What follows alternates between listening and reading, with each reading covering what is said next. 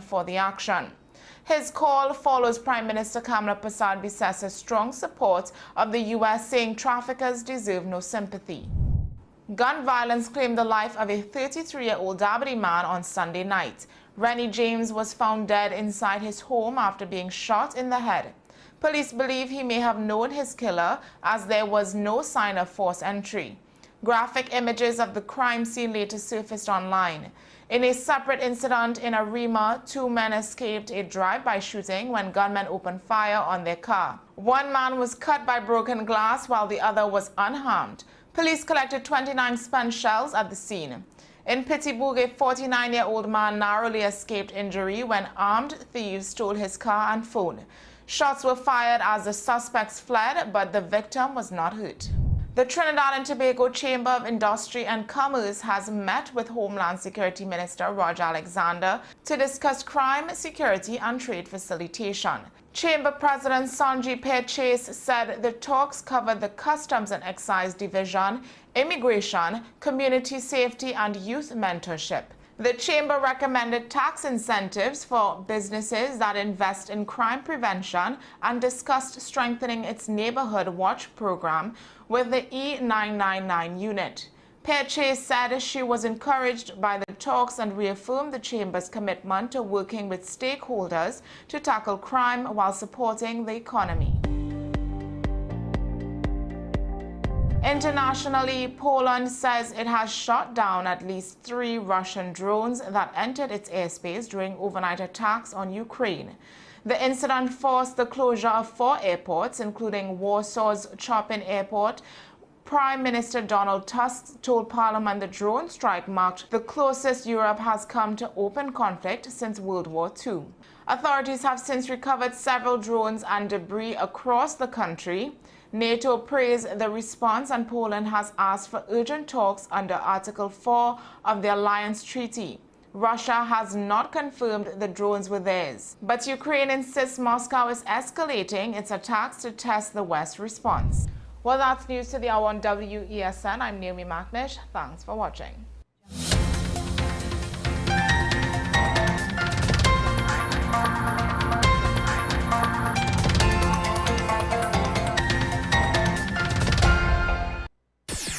WESN.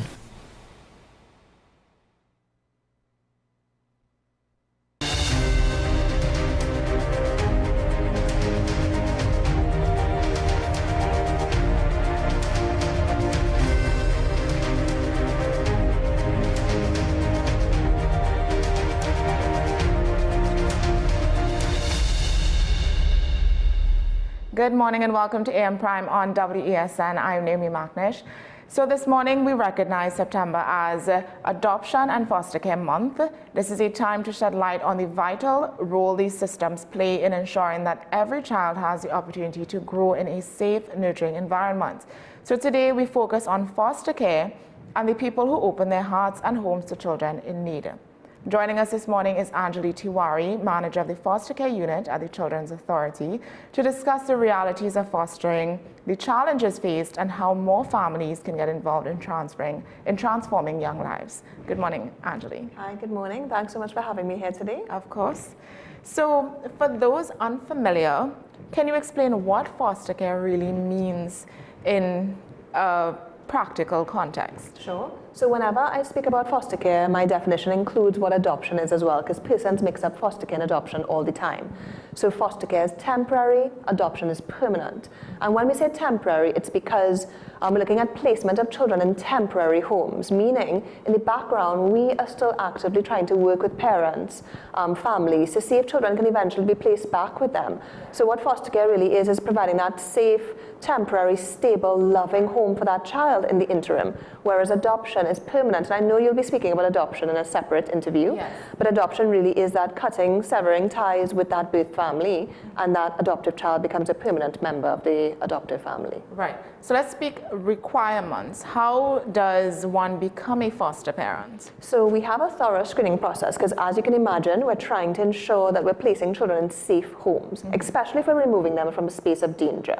So first off, criteria, we do ask the persons have a safe space, stable lifestyles, and ability to offer love to that child.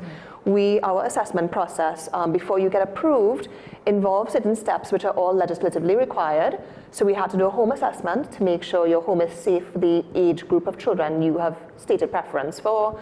We do interviews with all members of the household, including children, including support persons. If you have grandparents, aunts, uncles, neighbors who will play a role in that child's life, we interview them. We do background checks to make sure you are who you say you are. We do reference checks. We also do a psychological assessment. And these are not difficult tests. They're just basically making sure that there's no potential for abuse, the family dynamics are safe, that your personality has no red flags. We also ask you to do a medical, submit a police certificate of character for all persons over the age of 18. And after all of that, we do some basic training with you to ensure that your skills are up to par to be able to see about the children placed in your care, and then we put you forward for approval. So ideally, how long is the process of becoming a foster parent? So that assessment and approval process really is dependent on how available you are. So we could offer you appointments to do the assessments, and it really is how flexible your time is. In an ideal instance, it can take about 3 to 4 months, but that is if everything falls in place. But it really is, some persons might be intimidated by the process, but it is to ensure that we are placing children in a safe home. Right. For someone who is interested in becoming a foster parent, are there, and they don't have their own support system, family members, spouse, neighbors, what kind of support system is put in place for them, or if any? So when we're looking about your support network, because taking care of any child is a difficult job, and whilst we have great single foster parents, they all have support persons. Like you said, it could be neighbors, it could be extended family.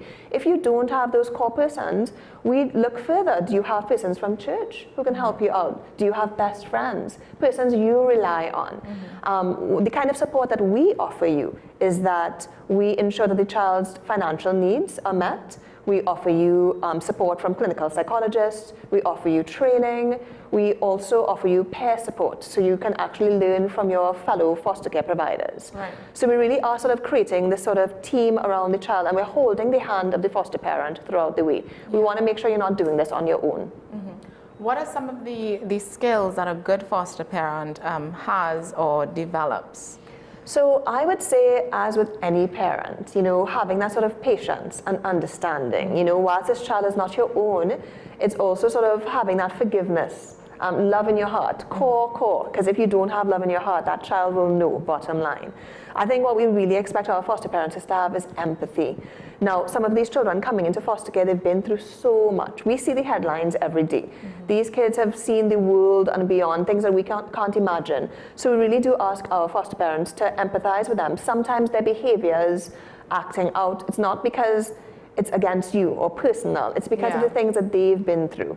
So we really do ask for empathy being a core skill. Yeah.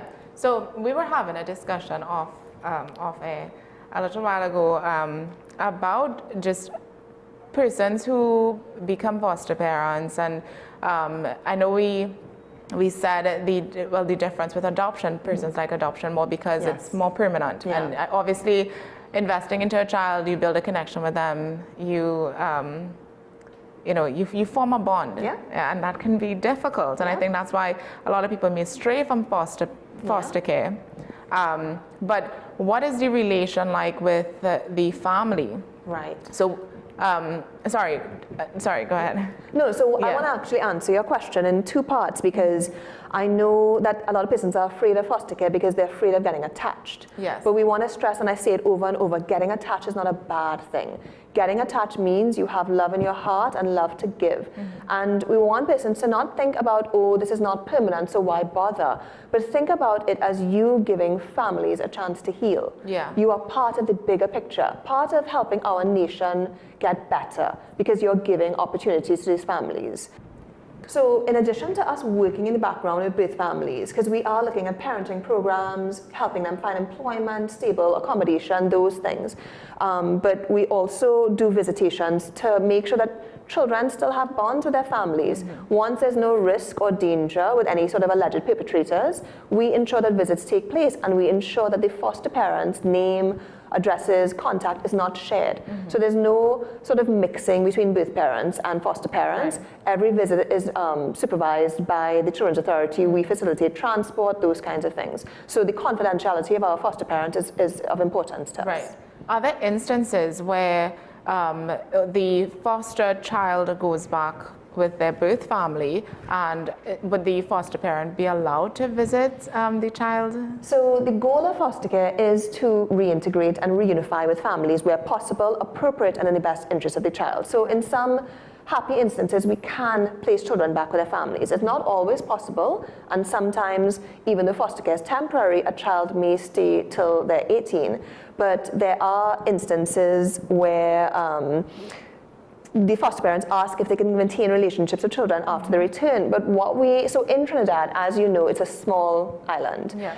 We want to prevent instances where the child, even though they're happy to be with mommy and daddy, that they don't want to be going back to the foster parent to visit on a regular basis, We want to make sure that relationship isn't abused. So for example, we don't want both parents to be abusing it, asking foster parents for help or money or babysitting.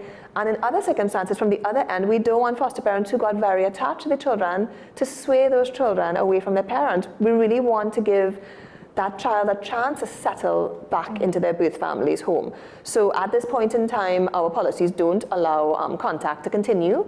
So after reintegration, we sort of sever those ties. We ensure that they had a proper goodbye. We do provide sort of updates to the foster parents as to how the child is settled, how they're doing. If they want to maybe send birthday presents, Christmas presents, we can do that. But we really want to sort of keep it sort of clear-cut to allow that child time to settle back into their home.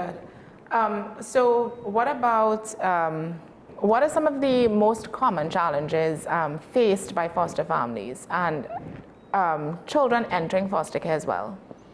So I would say two of the challenges I could think of is a lot of persons, they get attached, and even though we do the training and we give you support, it is still going to be tough. So I want to make it clear, we're not lying to you, it is going to be hard to say goodbye. But it's knowing that this is what you're signing up for. Saying goodbye is part of being a good foster parent as well. Knowing how to say goodbye, we are giving you support before, during, and after. So we have that psychological support helping you through that process. So that is one of the challenges we've experienced.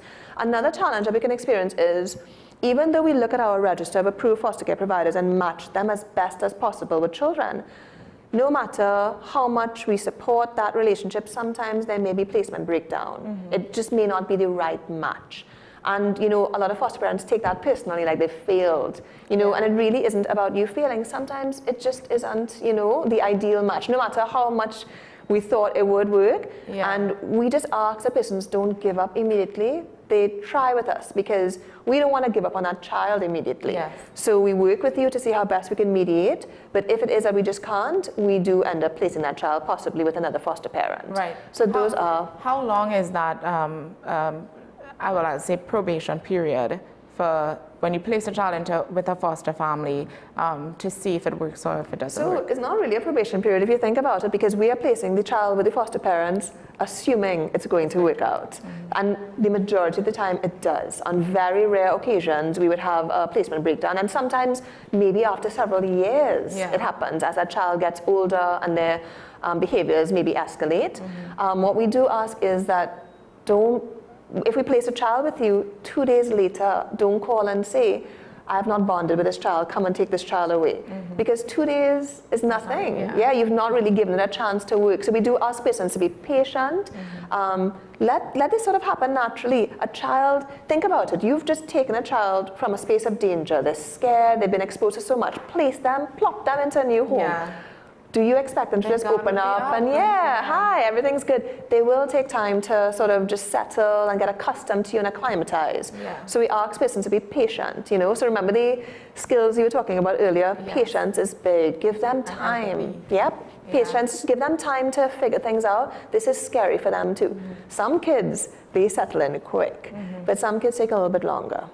So what about foster parent? How many kids do you all allow one foster parent to foster at a time? So it really depends on your capacity, your home capacity, space.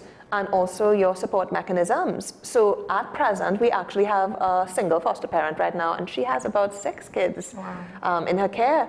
And sometimes she still helps out with sort of emergency short term, you know. She has a big heart, and she will always say yes, but we also have to have a cutoff as well. So, but she has an excellent support network. So it really does depend on your support mechanisms and your capacity of your home.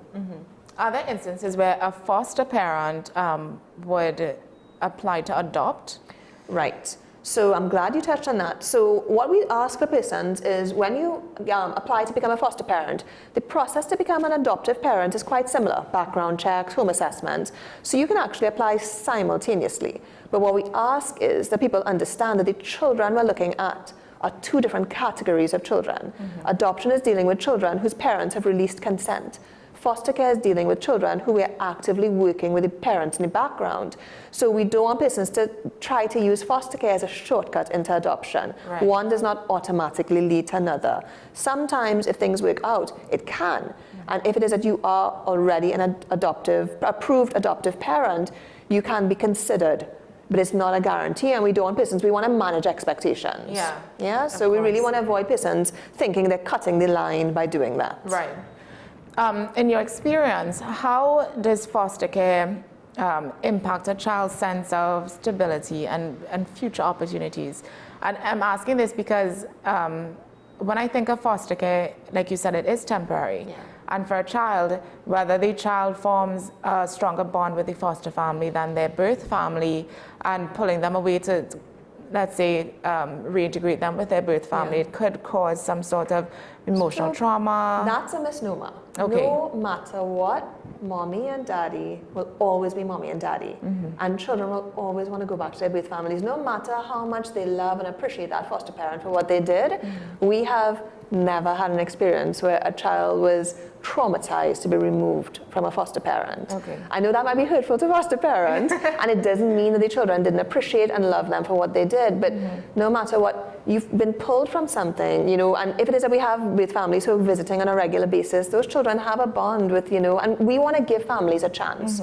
I believe families have a right to their children and children have a right to their families. So I really think it's about managing that, being as upfront as possible from the start, and foster parents knowing what they're signing up for.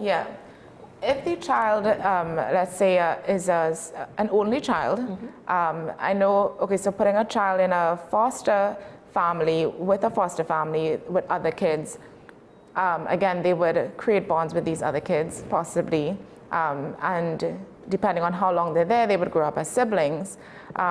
Let's say they were to remove the child, do the children get the opportunity to maintain a relationship with the child? No, it's the same concept with, because if you think about it, that child may be going back to their own siblings, you know, so it's almost like, I think we have to reframe how we think of things.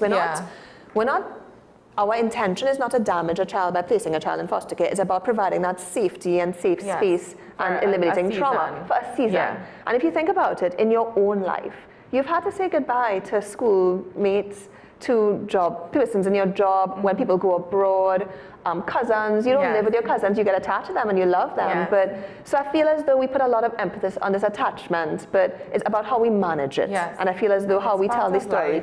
It's part of life, and it's tough, and it's going to be sad, and you're going to grieve, but I don't want to minimize it, but I think it's part of the process. And I feel as though when you look at the pros, I feel as though the pros outweigh the cons. I do want to just interject to say, when I say temporary, I want persons to understand that temporary can mean as short as one night, a couple of days, a couple of weeks, a couple of months, a couple of years. It all depends on the circumstances. And it's hard for us sometimes when we get a call late at night, a child has been found abandoned on the side of the road. We don't know immediately what type of placement that is. We just know this child needs to be placed in a safe space. So sometimes we're lucky, the next day we find a parent, we found a family member, but we do as best as we can in our investigations to determine what we know, but understanding that this situation is fluid, it can change. In terms of misconceptions that might discourage people from stepping forward to become foster parents, how would the Children's Authority or the foster care unit address those misconceptions? Can you state some of the misconceptions that people might have or stigma that people might have when it comes to foster care? I think one misconception is that I'll get too attached, so what's the point? Yeah. And I feel as though we spoke about that a little bit earlier because, like I said, it's about reframing. Yeah. Not about you getting attached, but about what can I do for this child in this season? How can I help this family heal? Another misconception is that you're doing this on your own. You are not doing this on your own. When a child is placed in your care, you are assigned a caseworker from the foster care unit. We will be monitoring you. We will be supporting you. And the reason we monitor is to make sure that child is safe, they've settled well, and we apply for a court order for this child. So we have to report to the court. We have to give updates to the parents so they know the child has settled well. So you are getting that support. You're also getting that financial support for their care. Yeah. So you're not doing this on your own. And I think as well, another misconception, and I feel as I've touched on it a couple of times, foster care automatically means or leads to adoption. And it's just to stress again, it's two different categories of children we're dealing with. Yes. I know another thing that we discussed off air, I asked about government assistance. Yes. Can you touch on that? Yeah, so for every child that comes into foster care, we need to make sure that the persons who are approving can financially support themselves. We are not paying you to be a foster parent. It is a voluntary position.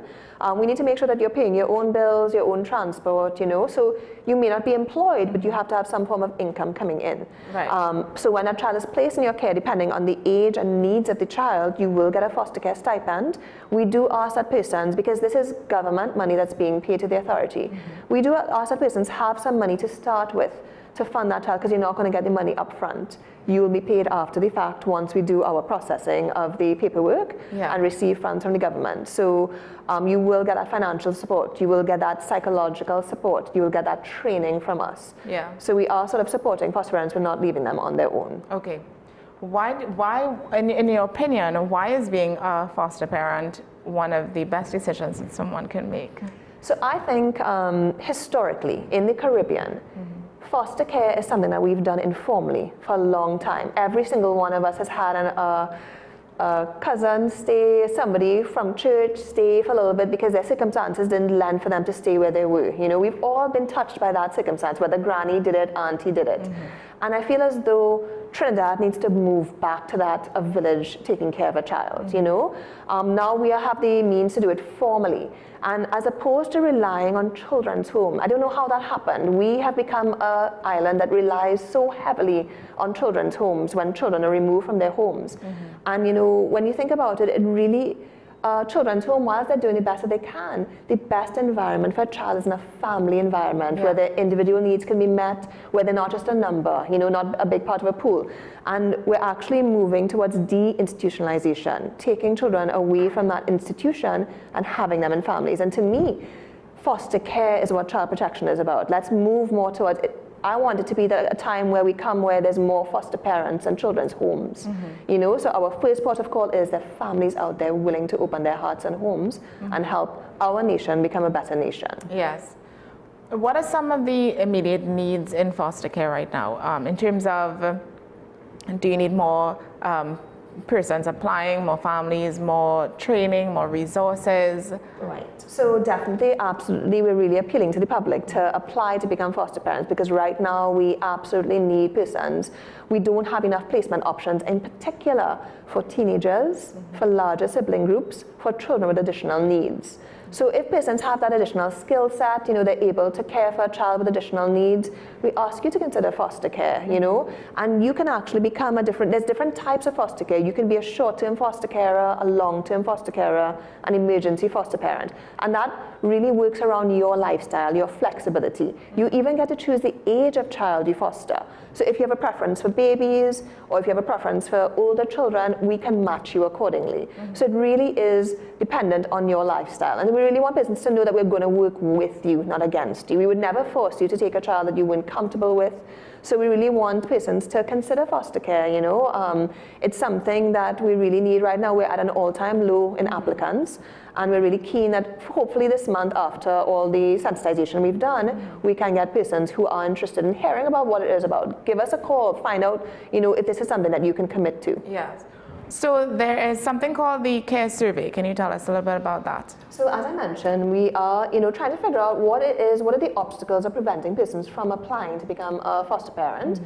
So there is actually a foster care and adoption survey on our website right now, and we do encourage persons to take a little time to look at that survey, give us your feedback, because we really want to understand what we can do differently to encourage persons to consider foster care. Yeah, and you would have mentioned the kinship foster program. Yes, so what we've been talking about today has mainly been traditional foster care.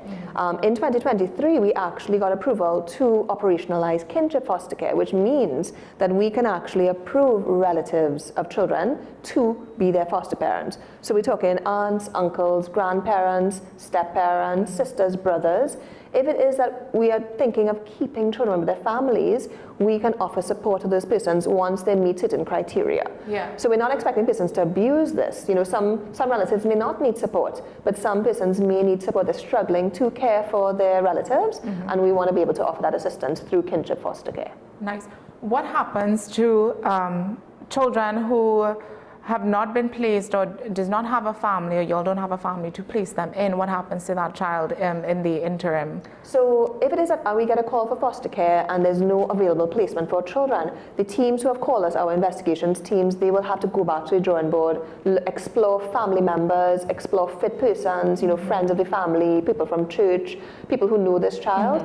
And ultimately, if we can't find anywhere else, we do look at children's homes. Right. That is our last resort. It's not our go-to. We're trying to look beyond that. And in saying that, whilst we're appealing for foster parents, we are asking for relatives to step forward as well. People assume that the Children's Authority come and we break up families and remove children. It's because family members aren't stepping forward, and that's a real shame, considering what a close-knit society we are. Yeah. Does the Children's Authority have any relation with any specific children's home that they would work with closely? And I want to ask in depth where if a child in a children's home would be taken for possibly be placed in a foster home or for adoption, I'm not sure how it works, but do you all relay with them? So one of the units at the authority, they actually do the licensing and monitoring of children's homes. So we do have we have an understanding of the available children's homes, where they are with regards to their licensure, their availability, because each children's home deal with certain ages, genders, etc. So we have had circumstances where children from children's homes have been placed in foster care. And they're also recently, and I know you'll speak about this when you speak with the adoption unit, but there has been a recent exercise where we looked at the homes to see which children were applicable for adoption. Right. They were able to explore. So there is that sort of ebb and flow with regards to children. Sometimes children from foster care, there's a placement breakdown. Like I said, we do end up sometimes having to place them in a children's home, right, if there's no alternative foster parent. So there is that sort of to and fro with foster care. What is the differentiation between a foster care and a children's home? So foster care, so a children's home is an institution where you have staff. You have a manager, you have caregivers, you have psychologists, etc. And they would be funded by the government. Right. Whereas foster care are families.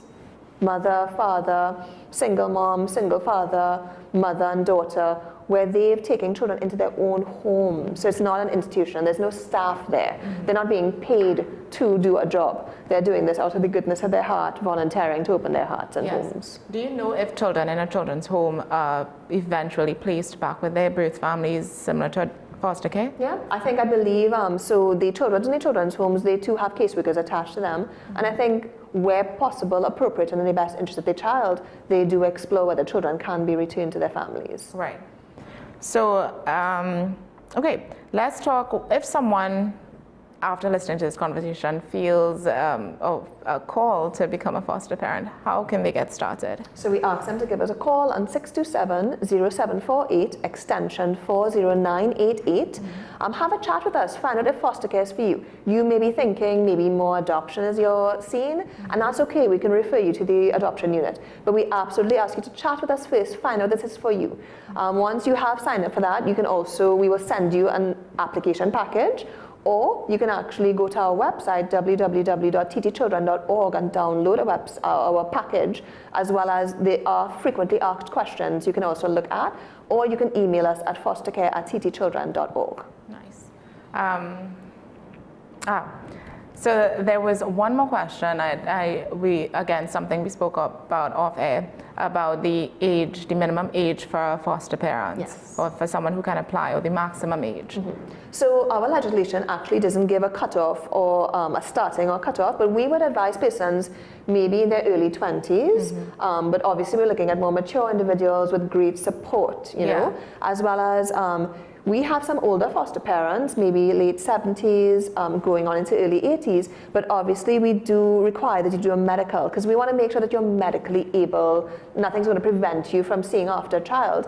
And if it is that you're asking for, say, a toddler who's very active, we also have to be able to match you accordingly to make sure you can deal with the age preference you've stated. Yes. So there's no sort of specific age, but we do have sort of guidelines as to what we're sort of looking at, because as I would have mentioned to you earlier, we place children as early as newborns. Yes. And we also go up until the age of 17. So, you know, it really is a wide range, and you get to choose what your preference is. Right. Once the teenager reaches 18, what happens? So when a child ages out, the caseworker would be working, maybe around when they turn 16, we are working towards a transition into adulthood. So sometimes, in best case scenarios, a child can actually age out and be placed back with their families, you know, because at that point they're able to sort of work and contribute, and the risk is no longer there. Sometimes they age out and go into independent living, and we help set them up with, you know, accommodation, or even place them in a transition home, which is always a kind of sort of hand-holding experience as they age out. In other circumstances, they can actually stay with the foster parent, but they will no longer be a foster care arrangement. The child has nowhere else to go. The adult foster parents have decided, you know, we don't mind keeping them. They're part of our family, and they stay as adults in that home. Yeah. All right, so we're going to take a quick break, and when we come back, we're going to continue on with this conversation. Stay with us. We'll be right back.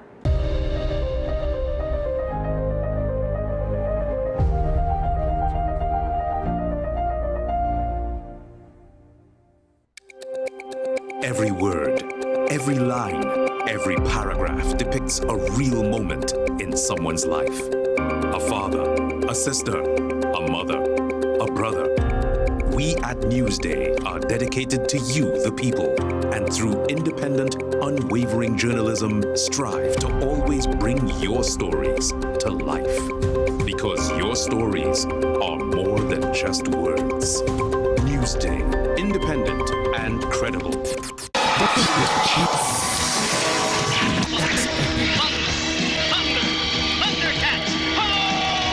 Remember waking up early just to catch your favorite cartoons?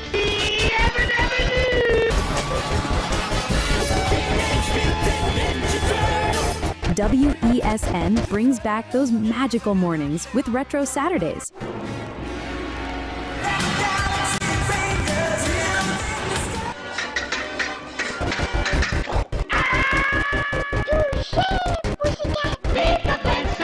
Thus, the Powerpuff Girls were born! Where the young at heart relive the fun. Join us every Saturday from 8 a.m. to 12 noon, only on WESN, the content capital.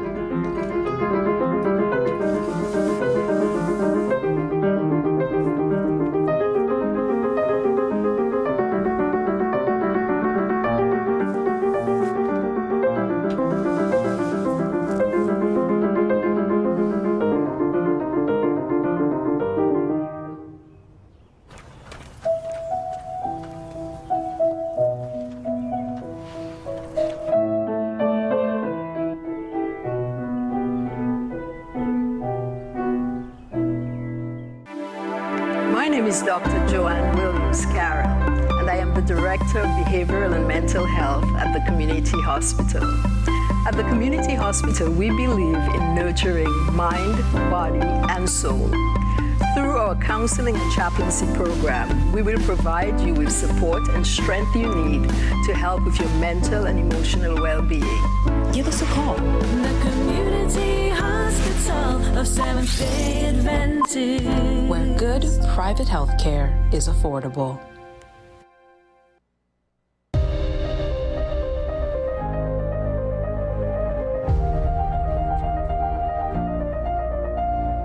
Okay, welcome back to AM Prime this morning.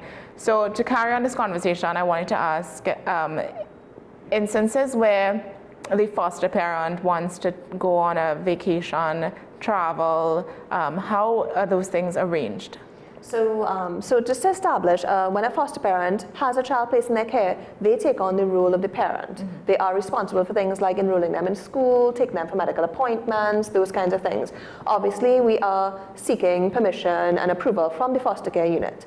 So things like travel, if a child has a final order, because like I said, we have to go before the court, mm-hmm. we can apply for passports and visas and a child can travel. Mm-hmm. But if a child's court hearing and court matter is still ongoing, we cannot allow that child to leave the country. Okay. So we would have to either place that child in respite foster care. Mm-hmm. So that's where we have other foster parents lined up who we vetted, approved, and we can place that child for that temporary period while you travel abroad. Yeah. And respite is also used for, say, a foster parent needs a break, they are studying, they have exams, they have a medical procedure, there's been a death in the family. We are able to use respites to give that sort of break to the foster parent, but you know that they're going to another safe space. Mm-hmm. And we'll continue to monitor that child there. And then they come, but they have back to to come their back. original foster parent. Right. Yeah.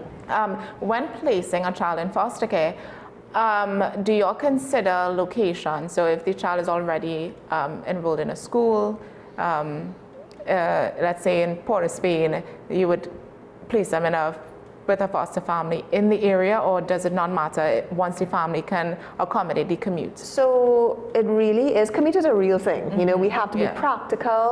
I feel as though what we look at is the circumstances of the placement. If there's no contentious matters, no allegations of abuse, we can consider placing a child within their sort of zone. They may not have to move from their school. Mm-hmm. But if a child has been abused and we don't want the perpetrator to know where that child is, we may possibly look at placing that child very far away and looking at enrolling them in a new school for that period, you know? So it really does depend on the circumstances of the child, how contentious the families may be, mm-hmm. you know, how sort of smooth everything goes, but we do consider moving depending. And you know, obviously in a place like Tobago, that's also something that we have to consider, you know, right. whether or not we feel it's safe for a child to be moved to a certain space, knowing it's such a small place as well. Yes. But tantamount to everything, we do protect our foster parents as much as we can. Like I said, everything stays confidential until we think about the distance of where that child is coming from. Bring a child from Tobago and bring them to Trinidad. We can do that depending on the circumstance. Obviously, if a child has visits with their parents, we would want to avoid having to move them, you know.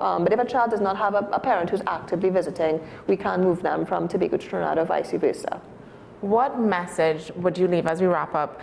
Just leave one message to our viewers about foster care. Final message. I think the message I'd like to leave with persons is that don't let that temporary aspect scare persons off. You know, temporary can still mean the world to a child, even if it's for one night. You know, we do ask that persons consider foster care. It's going to be one of those things I feel in retrospect, we look back and think, you know, this is what helped us fix us as a nation. Mm-hmm. So absolutely, I encourage persons to give us a call, open their hearts and homes to foster care. Awesome. Thank you so much for joining me on the program, Ms. Juari. The conversation was exceptional. I completely understand that there were a lot of misconceptions about foster care, and I believe we answered everything. Thank you very, very much for having us, and fingers crossed we get some applications after this show. Yes, I hope so. I really do hope so. All right, guys, so I hope you enjoyed this conversation, and you do, if you yourself are interested in foster care, consider everything that Ms. Juari said this morning and reach out to the Children's Authority for more information on how you can become a foster parent. We are going to take a quick break. Stay with us. We'll be right back.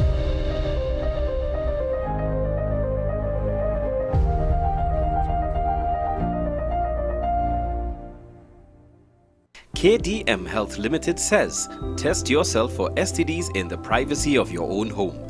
Our self-help test kits for all STDs are available at our wholesale office in Chaguanas.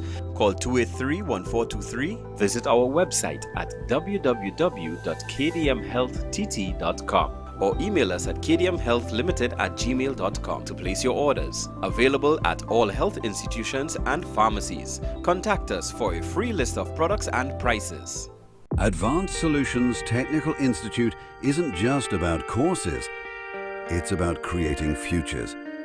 We serve every learner, from the new graduate to the seasoned professional, with engaging, supportive staff and tailored learning plans. Study in the way that works for you and gain skills in business, security, finance, telecoms, fiber optics, and beyond.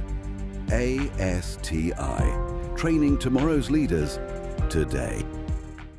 Struggling with heart health or frequent migraines? Discover the simple steps to reclaim your energy and vitality. We're diving into a topic that affects about 422 million people around the world: diabetes. Tune into Wellness Unlocked, the series that delivers expert advice, practical tips, and inspiring stories to help you take control of your health and well-being. Your health matters. Don't miss Wellness Unlocked. Watch now on WESN and take the first step toward better health.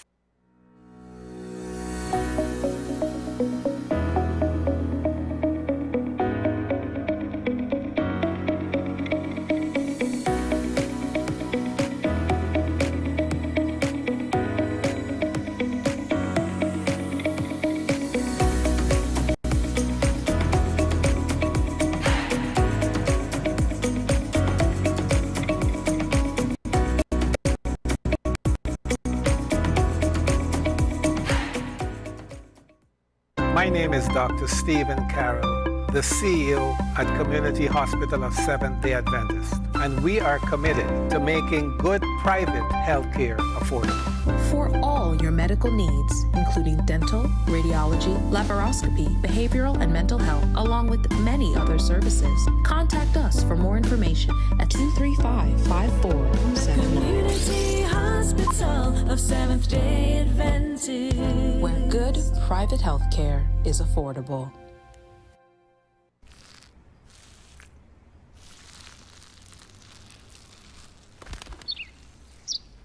Maybe he landed here totally by coincidence.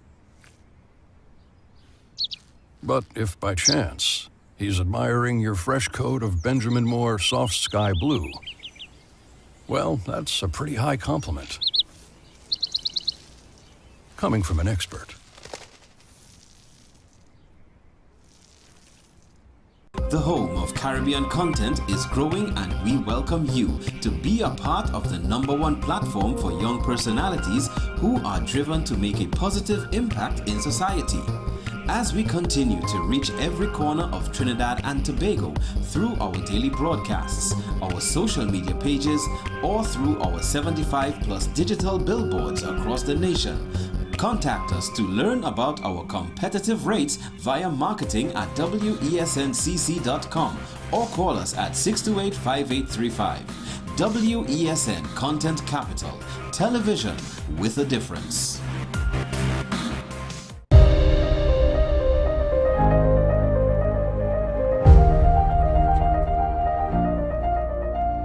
Life-changing impact. With us is Renee Neptune, the manager of the adoption unit at the Children's Authority, to unpack the process, the joys and the challenges of adoption in Trinidad and Tobago. Good morning, Ms. Neptune. Welcome to AM Prime. Good morning. Thank you for having me. Of course. So, right off the bat, what is adoption? For those of us that don't know. Yes, there are a lot of persons who don't know what adoption is, and that we have adoption in Trinidad and Tobago. And adoption is really a permanent process. It's the transfer of parental rights from the biological parents to the persons who now want to adopt this child, and we call them the adopters.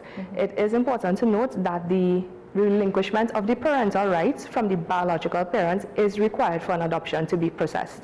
So the parents have to be in support of this adoption, and they have to relinquish their parental rights unless the court dispenses with it. And adoption provides a child with a sense of permanency, because once that adoption is granted, that child becomes a full member of the family. He or she by law takes the surname of the persons who have adopted him or her, And they are also entitled to the inheritance of that family. Right. So I understand there are types of adoption. I didn't know this before, but enlighten us. So there are two types of adoptions, open and closed.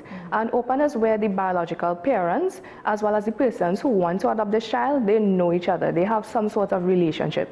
So for example, it's like, you know, when grandparents want to adopt a child, their grandchild, or an aunt or an uncle who may be living abroad and they want to adopt their niece or nephew, that is what we refer to as the open adoption. On the other hand, the closed adoption is where the biological parents, as well as the adopters, there's no identifying information shared. They don't know each other. Once this child is given up for adoption, the persons, the biological parents, do not know who this child is going to be placed with. So that brings some sense of closure to them. And it's really two separate types, two different processes. Yes. And yeah. What is the process for prospective adoptive parents, from application to approval? Sure. So the process is very thorough. It's a thorough psychosocial screening process to determine persons' suitability to adopt a child. And I know persons may say, why does it have to be so long? Why does it have to be so thorough? But we have to remember that this is a permanent process. Adoption is permanent, and this child is going to be living with this family forever. So we want to ensure that this child is going to be placed in a safe, loving, nurturing home. The process begins by submitting an application form to us along with the supporting documents that are listed at the end of this application form. What we have to do is conduct a home visit. A home visit, we need to check out the surroundings, make sure that the home is safe and suitable for a child to be living there. We would have to do psychological assessments to ensure that, all right, these persons are psychologically sound to care for a child. Any other family members in the household will also have to go through this process once they are 18 and over. Security background checks, you have to do medicals, all these sorts of things entail part of the process. We have to interview both parents to get their consent, to see what are their views. Once we compile all of these reports together, it is presented to our adoption committee, and based on all the findings, they will decide if these persons are suitable or not to become prospective adoptive parents. What are some of the requirements or characteristics that an potential adoptive parent should have? So you need to have that support, because this is a whole new change. You're going to have a child in your care. We want to ensure that you have, whether it's support from family, friends, a church, neighbors, you have to have a stable living environment.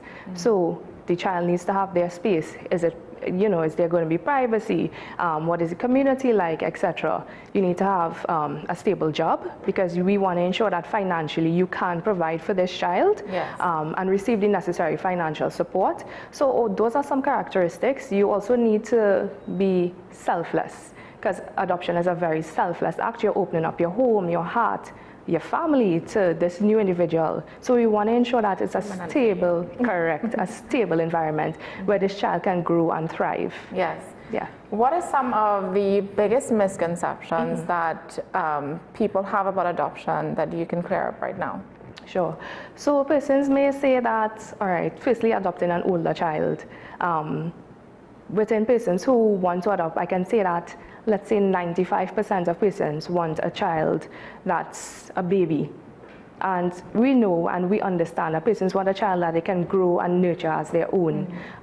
But the older children that might be available for adoption, some may have behavioral challenges, some may not, but we work together with the family. They also need a safe, loving, caring environment. Yes. They need that home, they need that support, and there's no place better than to grow up with a family. So we do encourage persons to adopt older children as well. Persons may think that there are so many children out there, why can't I get a child to adopt as yet? Yeah. And that is because not every child out there is a child that is a candidate for adoption, and what we call in our terms freed for adoption.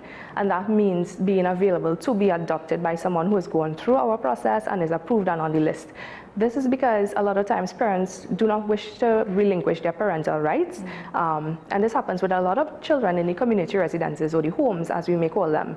A lot of times we need to do the necessary investigations to find family members, to find parents, etc., so that they can know that their child can be adopted and what are their views on relinquishing their parental rights. Sometimes when these persons are found, they may not be willing to relinquish their parental rights, and sometimes the court may not dispense with their consent because the parents don't agree to it.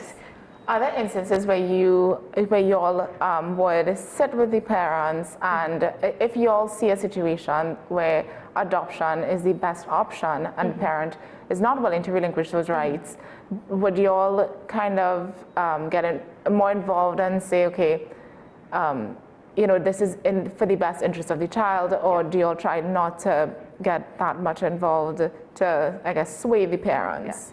So once we realize a child can be adopted, let's say, for example, they've been living in this home for most of their lives, and in the child's best interest, it's for them to live with a family, maybe there's no family members visiting, etc. Once we do our investigations and we locate these parents or these family members, we do invite them to an interview to discuss the benefits of adoption. The authority is not in the process of taking away children from families. So we do try to see first if there's any support that can be provided to these families to get the child out of that living situation and back with their family. And if that fails, we do speak to them about adoption, the possibility, the benefits of it, etc. How do you all ensure the best match between a child and an adoptive parent? So within the application form, there is a section called child profile, and here persons are able to select the child that they would like to have placed in their care. So for example, the age of a child, the sex, the ethnicity, etc. Those are options that persons can inform us that they would like to have. We try to match children that we have freed for adoption as close as possible with the match that they would have selected. And even if it may be different, let's say somebody wanted a girl, but there's a boy available, we do call them and have that conversation with them to see their willingness to adopt this child, or if there's any changes. Also, within the process, there's a section of interaction sessions. And this is a 10-week session whereby the prospective adoptive parents, they get to meet and interact with this child on a weekly basis. So we get to see that bond growing and developing and how well they interact with each other. I wanted to know that next, because a lot of what you said just now was the physical, and I know there must be some sort of process involved in terms of getting a child comfortable with a family, because bond, and I guess if they don't mix so much. Correct. And it's even during this process whereby we observe, and prospective adoptive parents have the opportunity to tell us, okay, this is working out well and we want to continue, or it's not working out well, because we understand, again, it's a life-changing decision that you're making. Sometimes you may feel, all right, I'm unable to manage this child. Maybe it's the age range, maybe it's I don't have all that support to adopt a sibling group, etc. So we do ask persons to inform us as early as possible whilst going through this process. If you know that you do not want to continue, let us know, and we provide that support to the child as well as the prospective adoptive parents. If there's an instance where the adoptive parents, during that 10-week period, they decide, well, no, we love this child and we would like to have this child, but the child says no. What happens then? So the rights of a child are taken into consideration, and once a child is of age, even before we start these interaction sessions, our team as well as our clinical psychologists within the authority would try to have conversations with this child to see what's their views on adoption, what's their thoughts on living with a family, because it's not just the prospective adoptive parents making a big change, it will be this child moving from whatever living situation they're in to now going to be living with a family, and we want to ensure that they're prepared for it, that they're willing to do it as well. So if a child voices their concerns that, let's say they don't want to, or maybe they're unsure of it, we have sessions to prepare them before the interaction session starts. And even if there's something that we notice during the interaction session that can help benefit this child, we would do our sessions with them as well. Right. So from the foster care conversation, we understood that foster parents get support, well, they have a line of support, and as well as from the government in terms of a stipend for the child. When it comes to adoption, what kind of support is provided to the adoptive parents post-process, once all the legal processes are completed? Right. So unlike foster care, adoption does not have that stipend. Once an adoption is completed, that child is solely yours. So the adopters are now responsible for the financial, emotional, spiritual, the holistic well-being of that child. However, in terms of an adoption being granted, the team does still liaise with the adopters as well as the child, because we develop such a good relationship with them throughout the process. A lot of them keep us updated. Let's say they may want some parenting tips. They may feel like they need some psychological support. We can make referrals for them to get these sorts of support. However, it's not financial support that we offer, but we do develop that relationship with them whereby they can feel free to reach out to us. Let's say they need some guidance, anything like that, we liaise with them. Can persons apply for both foster care and adoption? Yes, they can. So whether they apply for either one first, the foster care and adoption teams liaise closely together. So sometimes we might be able to share some of their documents once it has not expired. An important point to note is that, let's say persons are approved foster parents and they have children in their care, but they not want to apply for adoption, they can do that. However, they cannot apply to adopt those children who are in their care. And this is because those children may be in the process of reintegration with their families or are in foster care for a stipulated amount of time, and they are not candidates for adoption. So it's important to know that the children who are in their care, they are not applying to adopt them. They are applying as a general application for the authority to place another child with them. Right. Okay. What about what if it does not work? So after the process is done, your child has been adopted, but the family, after a certain amount of time, the family realizes, well, this is not the same child that we thought we were adopting. You know, new characteristics of this child has now been revealed, and it's just not working. Right. They're not fitting into their family anymore. Yeah. Is there anything that can be done at that point?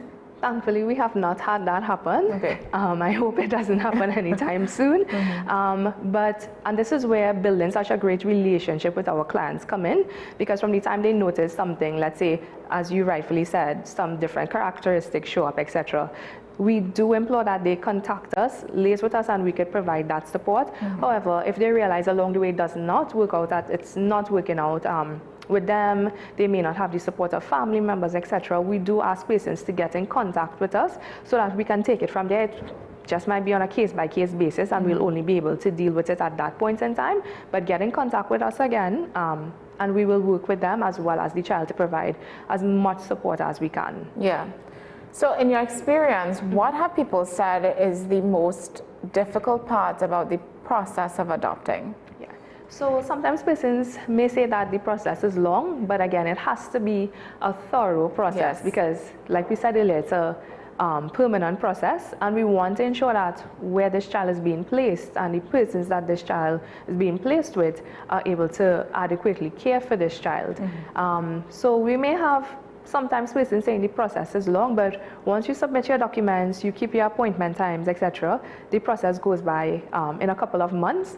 The hardest part that we always hear is that I've been approved and on the list for so long, how can I not get a child as yet? Yes. And especially with persons seeing so many children in the children's homes or in the hospitals, etc., these children are not at the attention of the adoption unit because they are probably in some process where they being reintegrated with family or at a different unit within the authority doing their necessary investigations before they reach us, and they are not candidates for adoption just yet. So we do ask persons to not go to the homes or the hospitals, you know, looking at children that you all can possibly adopt, because we don't know what the circumstance is. We're unsure if that child can even be adopted, if the parents wish to relinquish their parental rights, etc.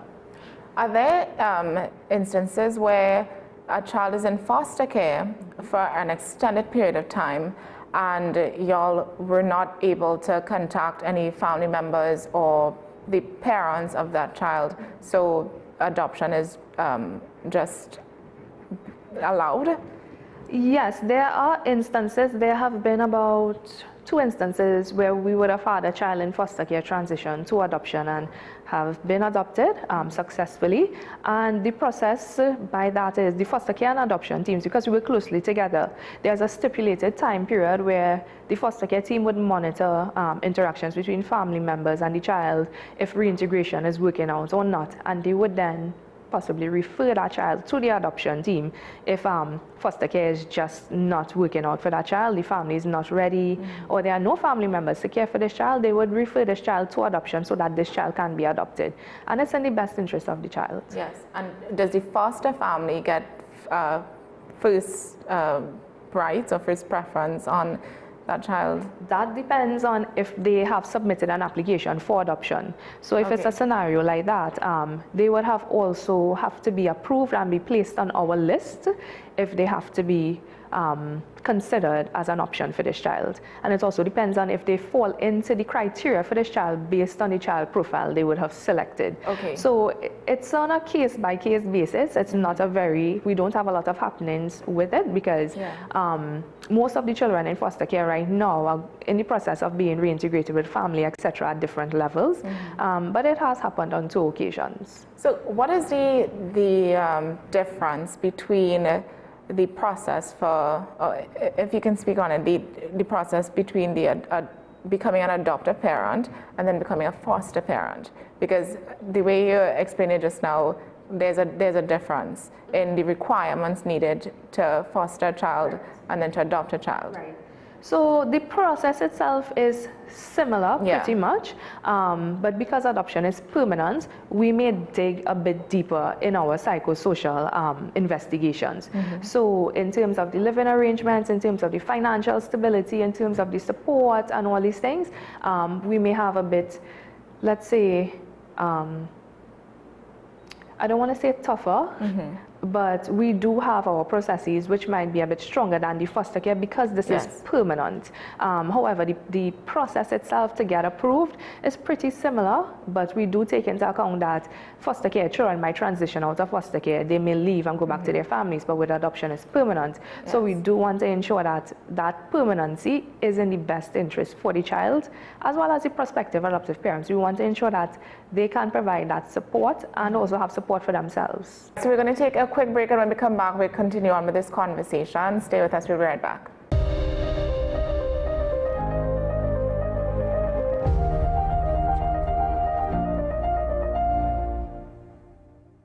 Welcome to ASTI, Advanced Solutions Technical Institute. We offer hands-on training in drone technology, fiber optics, hybrid, security, business support, and more. Our programs are built to equip you with real-world skills for today's evolving industries. Get certified, get hired, and take your career to the next level with ASTI. Call 778-2135 or email info@astitnt.com. ASTI, where learning meets opportunity. FanZone, your reliable, authentic supplier, has just gotten better. You can now visit our website www.fanzonett.com for your authentic wear and collectibles. The only place where you can use both your Visa debit and credit cards. Visit our website fanzonett.com to make your purchase today. KDM Health Limited says, test yourself for STDs in the privacy of your own home. Our self-help test kits for all STDs are available at our wholesale office in Chaguanas. Call 283-1423, visit our website at www.kdmhealtht.com or email us at kdmhealthlimited@gmail.com to place your orders. Available at all health institutions and pharmacies. Contact us for a free list of products and prices. Every word, every line, every paragraph depicts a real moment in someone's life. A father, a sister, a mother, a brother. We at Newsday are dedicated to you, the people, and through independent, unwavering journalism, strive to always bring your stories to life. Because your stories are more than just words. Newsday, independent and credible.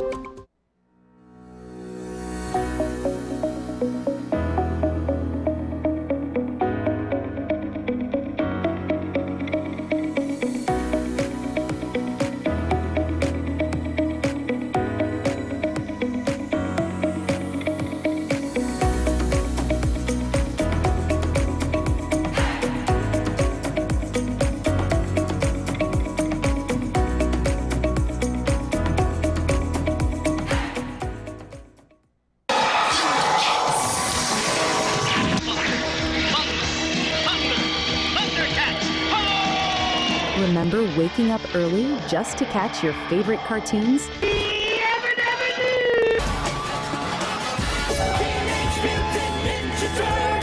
WESN brings back those magical mornings with Retro Saturdays.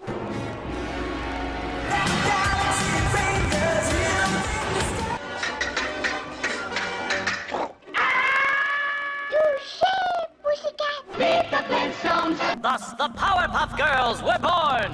Where the young at heart relive the fun. Join us every Saturday from 8 a.m. to 12 noon, only on WESN, the content capital.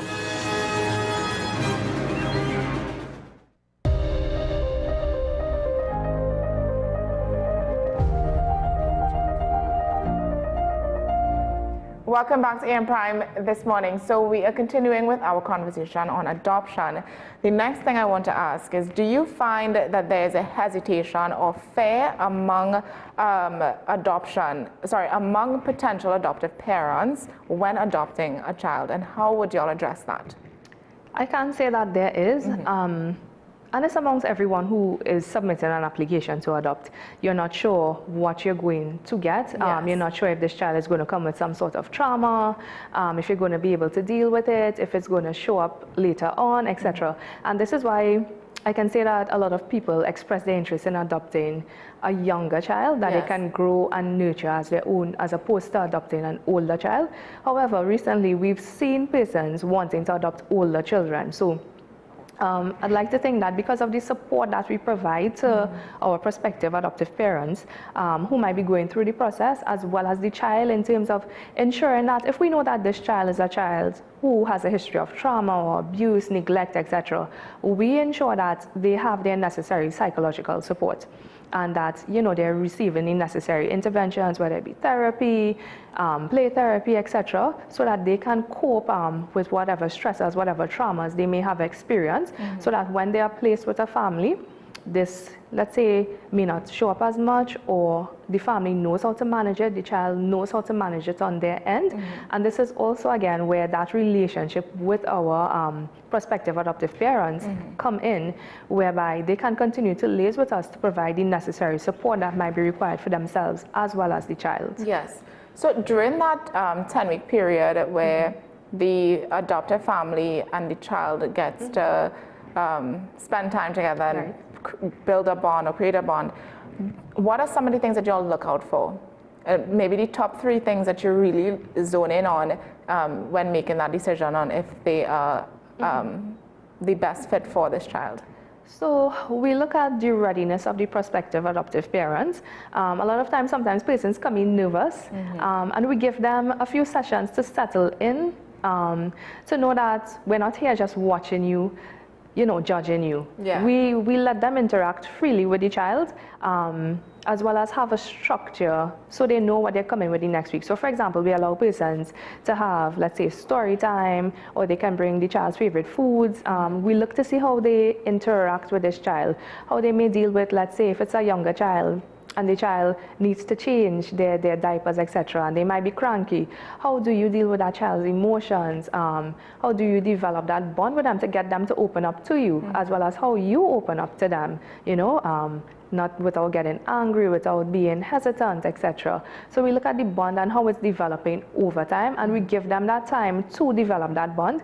I can also state that if the interaction sessions do need to be extended past the 10-week period, whereas we feel like we may need to observe some more, that can be done as well. And during that period, if we notice, let's say, the parents might benefit from, let's say, even marriage counseling, even parenting, we can refer them, and we have done so in the past where we would have seen that persons can benefit from this during this interaction session period. We would have made the necessary referrals for persons to obtain this additional support. Right. What about if a child wants to contact their birth parents? What can that be arranged?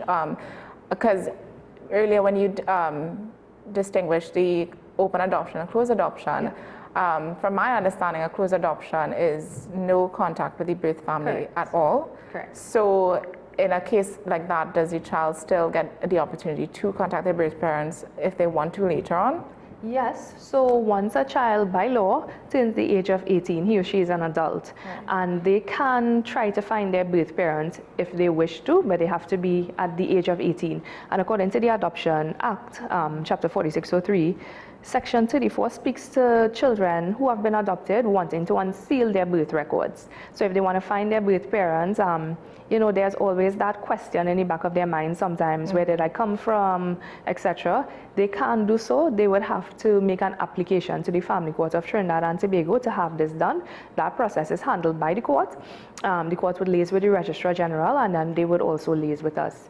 I just want to add as well too, when persons want to place a child for adoption, especially in a closed case, if birth parents wish to be found or do not wish to be found later on, there is that option to inform us of that, and there's a form which they can complete indicating their name, address, etc. if they wish to be found, how this child can find them when he or she reaches of age, or if they do not wish to be found and their wishes are respected. Wow.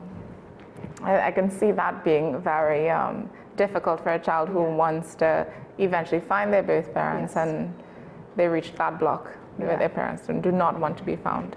And there's absolutely nothing that can be done if that happens.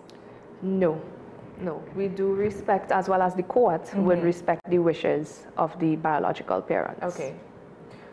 What is the process if someone wants to give their child up for adoption? So placing a child for adoption is a very selfless act. We do commend parents who know that, you know, financially you do not have that that support, you don't have that family support, etc., to care for your child, and you make the decision to come to us and place that child for adoption. We commend persons on that. It's a selfless act. We do advise persons, if you wish to place a child for adoption, visit us at our office. We are located at Light Pole 89 Shogunas Main Road, and come in to have a conversation with us. If you are enrolled in your necessary clinics and there's a medical social worker, you can also inform that medical social worker of your desire to place your child for adoption, and they would send in necessary referrals to us. It is always best if both parents are available and they can come for us to interview them. So we do a number of interviews. Again, we're not in the job of taking away children from families, but if you know you are unable to care for this child and you visit us, we would have a discussion with you to see, okay, is there any support that can be provided to you before you place a child for adoption? Is there any additional family support that can be rendered to you and your child before you place a child for adoption? And we do even ask persons if they wish to consider foster care before placing a child for adoption. So visit us to have that discussion. It's on a case-by-case basis, and we would be able to guide you accordingly. But the most important thing to remember is to contact the Children's Authority, as opposed to abandoning the child somewhere, giving your child to a stranger, etc. It is very much confidential, and we would have that discussion with them. Would you say that adoption is a last resort in terms of how the authority goes about consulting with parents? Because like you said, y'all will suggest foster care, y'all will suggest other family members, and then adoption last. Yeah. Right? So in the order of things, or in the grand scheme of things, is adoption, in that context, the last resort or the last option? Yes, so we will try to see as best as possible how a child can remain with a family if it is in the best interest of the child. So, like you rightfully said, we would speak to persons about foster care, or refer them to the foster care unit. The necessary teams would conduct their investigations before placing a child back with their family members. And if all else fails, then they would recommend this child to adoption. And it's a really great option. It's giving a child a second chance at life, and it's a very selfless act when persons do decide that, hey, I can't take care of this child and I want this child to have a better life than I am having, or that, you know, that I could possibly give them. So we do implore persons to consider adoption as well. Yeah, so looking ahead, what steps can be taken or should be taken to make adoption more accessible and better supported in Trinidad and Tobago? So I can say, as of right now, where we have Adoption and Foster Care Awareness Month, the authority is, and we have been, and we continue to conduct sensitizations throughout Trinidad and Tobago to ensure that the word of adoption and foster care is out there, that persons, you know, there's a stigma attached to adoption, and we really want to remove that stigma whereby both persons who place a child for adoption and persons who want to adopt may feel judged by society.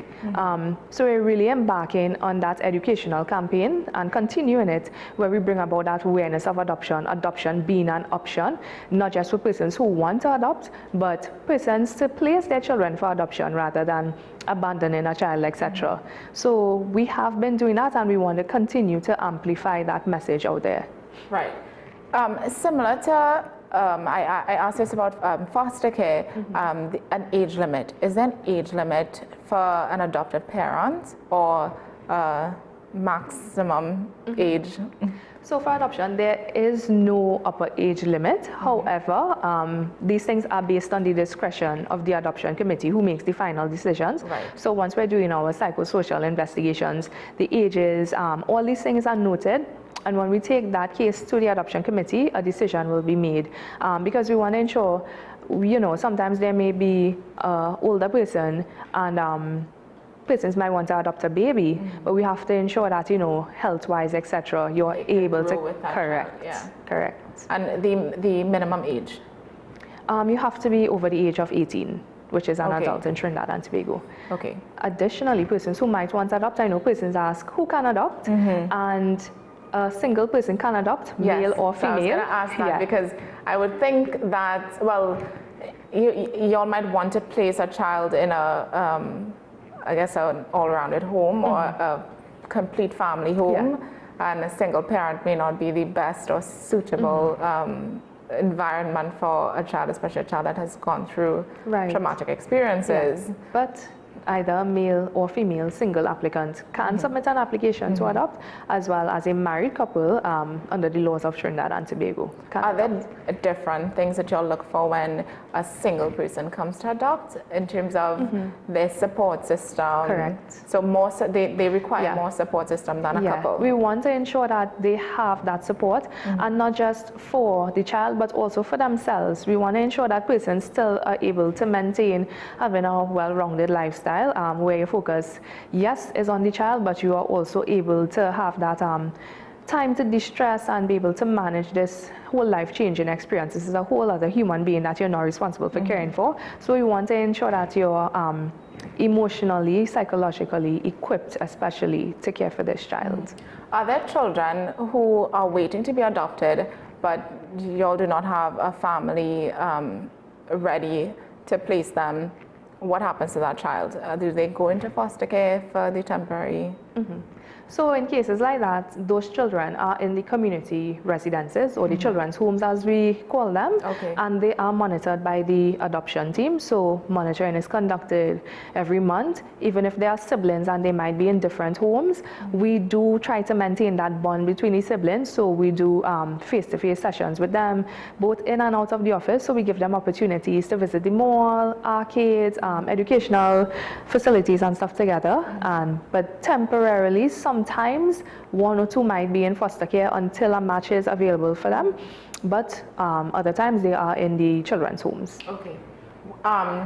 You mentioned siblings, and I think this is something people would be curious about. If a sibling, do you all try to get siblings adopted together? And obviously there are cases where someone is interested, but they don't want the pair or the trio. So in my years of being an adoption, we do really adopt siblings together. We've always had persons wanting to adopt siblings together, and we've had a sibling group of up to 4 children being adopted at once, of different age ranges, and it was a really, really lovely thing to see and to experience. A lot of times persons want sibling groups, and it's great because we really don't like splitting them up. We've never had to split them up, but I can foresee sometimes maybe if it's in the best interest of, let's say there's one who might be aging out of the system and there's nobody for that child to go to, we might in a situation like that, but in best interest, we always have them adopted together. Right. Currently, do you all have a pool of children waiting to be adopted? Unfortunately, we do not have a big pool of children readily available for adoption, and this is where I want to take that opportunity to state two things about that. A lot of persons want babies, a child you can nurture and grow as your own. Unfortunately, persons seldom place babies for adoption, so that's why persons might find that the wait time is very long to get a child matched with them, and this is because everybody wants a child from birth to maybe 5 years old. Yeah. And we really do not have that pool. It's something that we're working on, but again, we have to get the necessary consent, etc., from parents, which sometimes are not always forthcoming. Also, I do implore persons to consider adopting older children as well. They may be more readily available for adoption than a baby, which we don't really get coming our way too often. So just as these persons want to adopt babies and open their hearts and their homes to them, also give it a thought about adopting an older child who can also benefit from, getting that second chance at life. Yeah. Yeah. So what message would you like to leave with our viewers now about adoption? So adoption is not about finding a child for a family, it's about finding a family for a child. It's a very selfless act, and we do encourage persons to come and visit us, whether it is you want to submit an application to us or more importantly, you want to place a child for adoption. Feel free to contact us, and you can contact us at 627-0748, extensions 40023 through 40028. Send us an email at adoption@ttchildren.org, or you can visit us at the office, which is located in Chaguanas, at the Children's Authority Chaguanas Regional Office. And again, it's about giving that child a second chance at life, that life that they may not have had, and you can open your hearts and your homes to them. And I think on the flip side, because I know you all are looking for persons to get more children into the system, right? So what message can you leave to persons who hesitant about giving their child up for adoption, but they absolutely need to? Yeah. There is that stigma attached, especially within our society, and we are trying to get rid of that. The adoption team, we're very confidential. If you come to us, you have that discussion with us. We are going to ensure that you feel safe, you feel comfortable, you feel welcomed to have those discussions with us to place that child for adoption. At the end of the day, it's in the best interest of the child, and we know that you all are making that decision wholeheartedly and selflessly to come to us, and we want you all to come to us. We don't want to hear or read or see in the newspaper about a child being abandoned in the hospital or somewhere. Come to us and we will have those necessary discussions. Yeah, awesome. Well, thank you so much for joining me on the program this morning. Again, the conversation was amazing. I think we touched on all aspects. Yes. And for those of you watching, I hope this helps. I hope you now have a better understanding about foster care versus adoption. One is temporary, that being foster care, and one is permanent, that being adoption.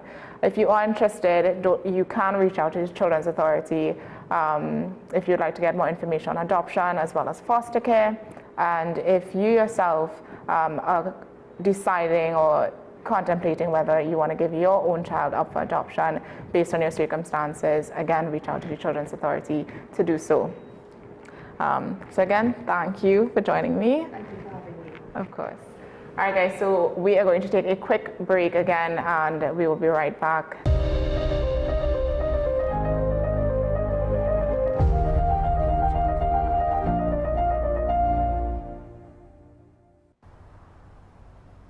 Bill and Ruth fell in love with the Benjamin Moore color dry sage, but they tried to match it using another brand's paint. I mean, it's close enough. Almost identical, really.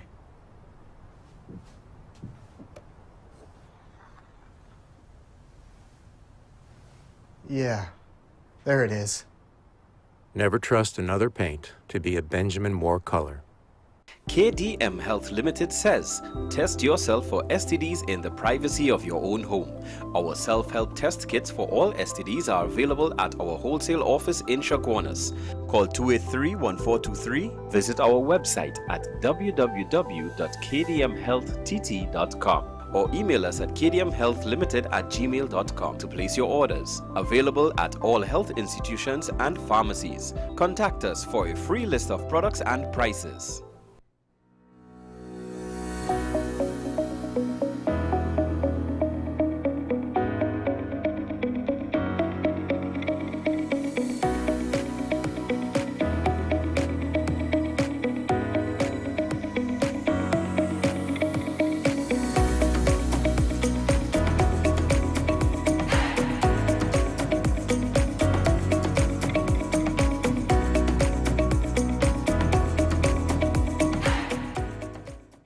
Advanced Solutions Technical Institute isn't just about courses, it's about creating futures.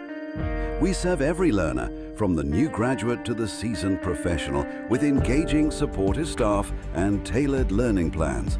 Study in the way that works for you and gain skills in business, security, finance, telecoms, fiber optics, and beyond. ASTI, training tomorrow's leaders today.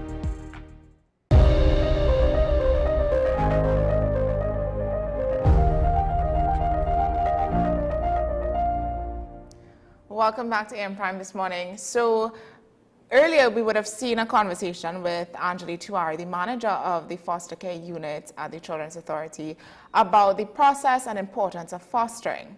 So beyond that, the systems and structures, foster care is ultimately about real people opening their homes and hearts. So to give us that personal perspective, we are joined now by Natasha Jones, a former foster parent who will share her story, her challenges, and the joys of fostering. Good morning, Natasha. Hi, good morning. All of that we're going to do that in 20 minutes. Yes. The highs, the lows, the everything. Yes. So it's good to be here. Thank you so much for highlighting this story, Yes. this journey that many of us hopefully can embark on. Yes. Mine started with COVID. You know, in COVID, everybody was just incarcerated. Yeah. And a group of us, we used to be on Zoom. You know, I think everybody went on to Everybody Zoom. was, yeah, So I would be there with my friends, and one of whom was she was a lawyer for Children's Authority. So we'd be chatting and chatting, drinking wine and chatting. And by about 11 o'clock, she would mute her computer, and you'd see her on the phone just looking really distressed. Right. And when she'd come back, you know, she'd take a little while to decompress and would say, you know, what happened? You know, and she'd say, girl, you have no idea what's happening in this country, especially around COVID, because a lot of kids would have been in their homes. Yeah. It didn't matter which home, there was a lot of anxiety because people were losing their jobs. Yeah. They were concerned about their future. And then, of course, you're stuck with all these different members of your family, some of whom you might even be getting along with. So it was really tough for a lot of families. And so there was a lot of abuse, and kids would be removed from their homes. And so this particular evening, my friend said, you know, there are 2 children that are at the police station right now, and we're looking for a place to put them. And I said to her, you know, what can I do? And she says, well, why don't you just call Children's Authority and just get this start, see if it's a fit for you. Yeah. And I'll always say that, if it's a fit, because not everybody is ready to do something like this. So I called Children's Authority the next day and got the application form, filled in the form. And that for me was a process, because in that time it took 8 months. Now I think it's about 3 or 4 months before there's Gosh, so that process for you initially would have been very tiresome. And it was, because it was COVID. So you have to, and you have to go to the police station to get your certificate of character. They did a psychometric test on me, which was very interesting. You learn a lot about yourself. In fact, I was going, was I a good parent to my children? But it was very interesting. You know, they pose a lot of questions to you. Then they came and they did an assessment, a house assessment, because depending on the child that you choose to foster, you know, there's certain criteria that you have to have in your home. If it's for me, I took a baby because I kept thinking, what is the the age that I think a lot of women have issue with, because it's postpartum depression. You have to get up at all these different hours. And I'm good with babies, so I thought, okay, that's the age group. So of course they had to come and check and see that the place was ready, was, you know, safe for a baby. Yeah. They gave me a medical. I had to go get a medical. I found out I was hypertensive, so that means I was a really little lax in checking up on my health. So there are a lot of things that I think I looked at it as a positive. So, and then of course they check your financials, because they want to know that you can look after yourself. Yes. And that you're not going into it to get any assistance. Assistance. Yeah. You just, because I know one of the things mentioned with when speaking with Anjali is the government stipend that foster parent gets. It's small, right? And sometimes it doesn't come on time. So you have to be able to look after yourself, and they want to know that you know, as the flight attendant says, you put up your mask on yourself first before attending to those in your care. Right. So they want to ensure that you can cover your bases. And then afterwards, I got cold feet. After you send in everything is done. You've satisfied all the hoops. You've jumped through everything, and then I got like just fear that, oh my God, can I really do this? Yeah. You know, I have 2 children, and they're big. One of them was going into university, and I was just thinking, is this something that I can do at this stage in my life? I'm on my own, but I do have a tight-knit friendship, and so I knew I had the support of a community, my tribe, but I was scared, because when they go, I'm stuck at home with a baby. And this voice was so distinct. It came to me and it said, Natasha, you have this. It's going to be, you have this in spades. It's going to be okay. Yeah. I breathed, and then not long after I got approved, and then they said, we have a baby now. This is like Thursday. They said we can bring this baby on Saturday. I'm like, wait, give me a moment. Let me take a beat. Or how about Monday? So I have the weekend to prepare. And then I called up one of my friends. She said, Natasha, when you're ready, I'm going to help you. So she went online on this platform on Facebook called the Give and the Takeaway, I think it's called. So I have a friend who's become a foster parent for a baby. Is there anyone who has baby stuff that they're willing to give? Right. Next thing you know, I had a crib, I had baby blankets, bed sheets, I had clothes, I had a bottle warmer. I even had like a warmer for the nappy wipes. Yeah. It was it was incredible. Yeah. A friend of mine who was very handy, she came and she put together the crib for me. It was, everything just flowed. And then by that Saturday, I looked at that room that was bare on the Thursday and said, oh my God, this thing is ready. Yes. And I looked and I said, if I had to nitpick, the only thing I'm missing is a Bmobile. And then a friend of mine called me up and said, Natasha, you know, you're going to have to, you're going to tell you exercising. You're not going to have a chance to exercise while this baby's here. So let's go to the gym. And then she says, oh, and by the way, I have a beautiful Bmobile for you that I have been keeping from my kids, you know. Yeah. So I thought, I looked up at the sky and I went, okay, all these miracles are happening. But I can tell you, after I got this baby, it just was miracle after miracle after miracle. I couldn't script this any better. Yeah. I know that it sounds sugar-coated. I think I was very open to the whole concept of, once this voice told me, you okay? I was really, really open, and things just fell into place. Yes. You said something just now that the child that you choose, right, Yes. when becoming a foster parent. So I think, can you explain that a bit? Because I think some people would think you apply to become a foster parent and then the authority would place a child, you can get any child. Well, so is it that you can decide? If that's what you choose. Right. So there's on the application form, they're very clear. They're they're very strict about it, because they don't want a child to be in an environment that they're not welcomed. Yeah. So they will ask you male, female, age group. Are you willing to have this child on, like, if there's a police that, or some situation that that warrants you to have a child immediately. Are you willing to take this child immediately? Some people say, no, I need a day notice. Some people might say, yes, I'm available on call.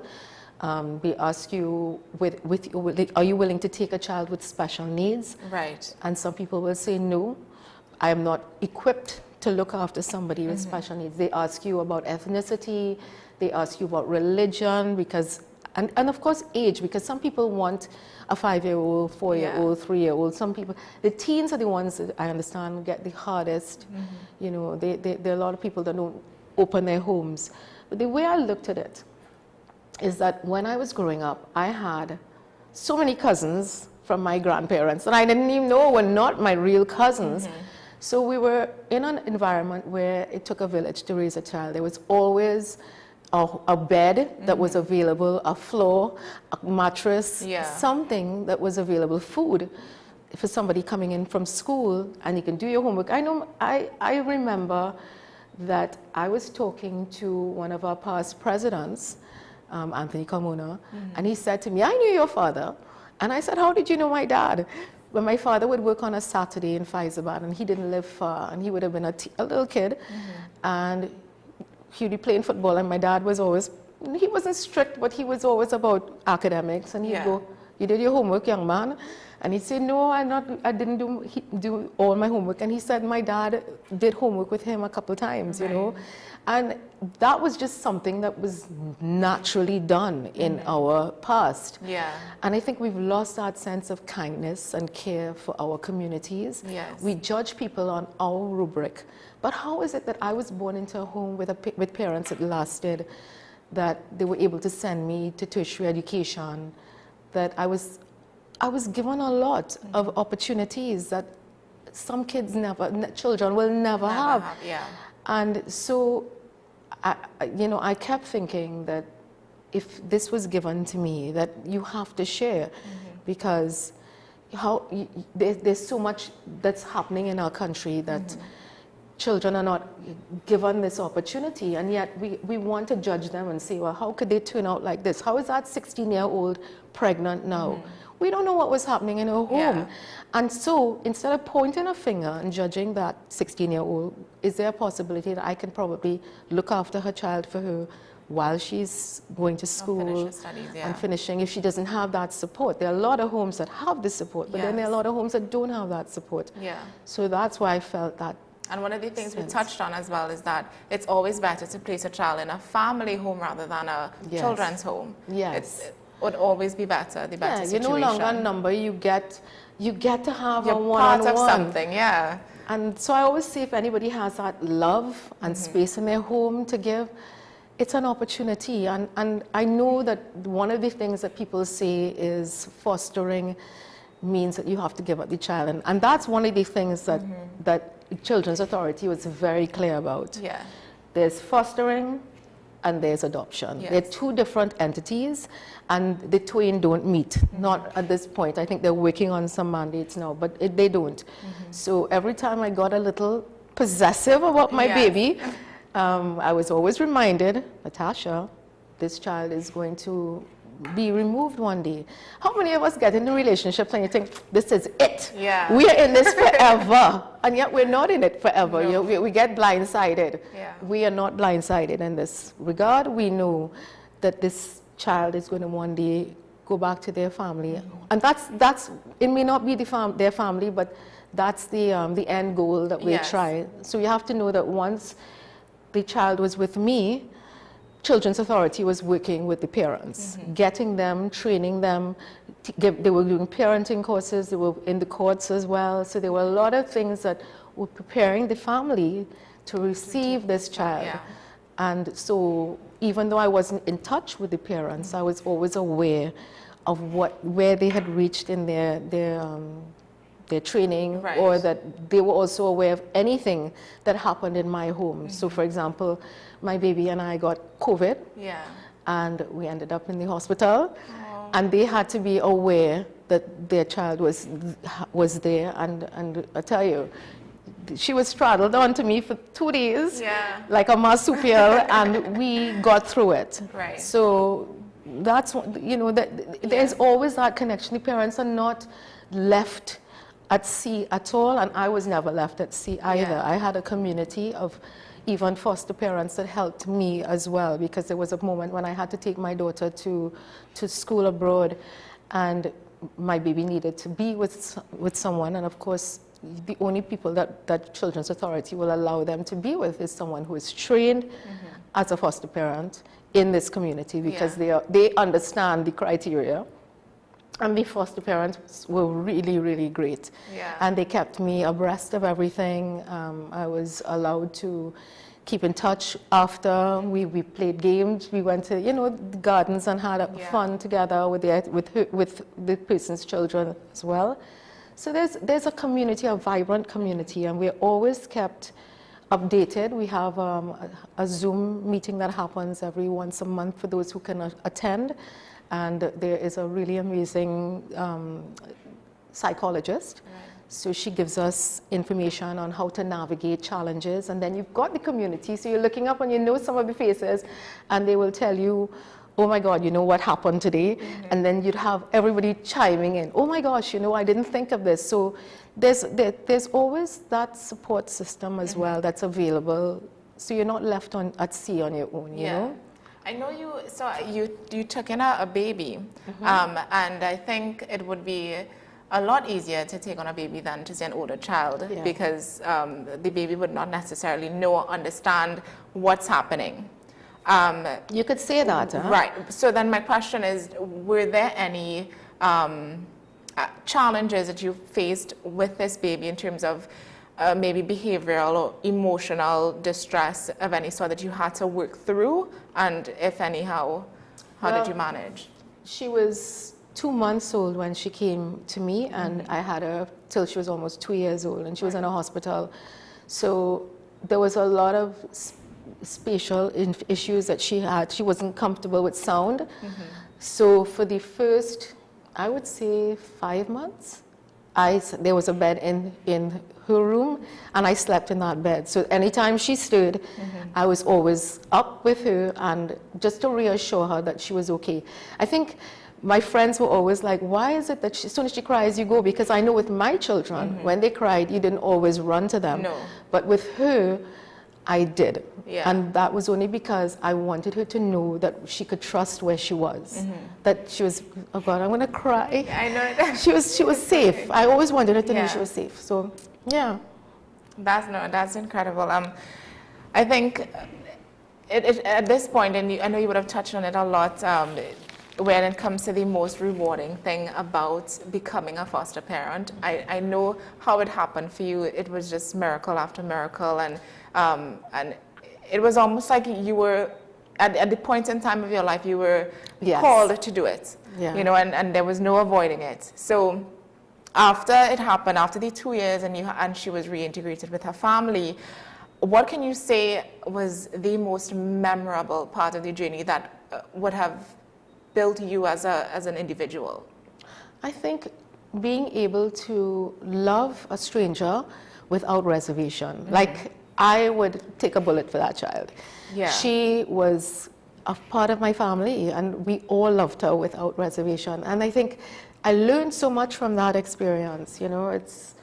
It's letting go though was expected, and I think it was time. Yeah. However, I'm very, very joyful when I see how her parents have stepped up. They've become the parents that she really deserves. I get pictures and updates from the Children's Authority. Yeah. My caseworker was amazing, so she still updates me. She sends pictures.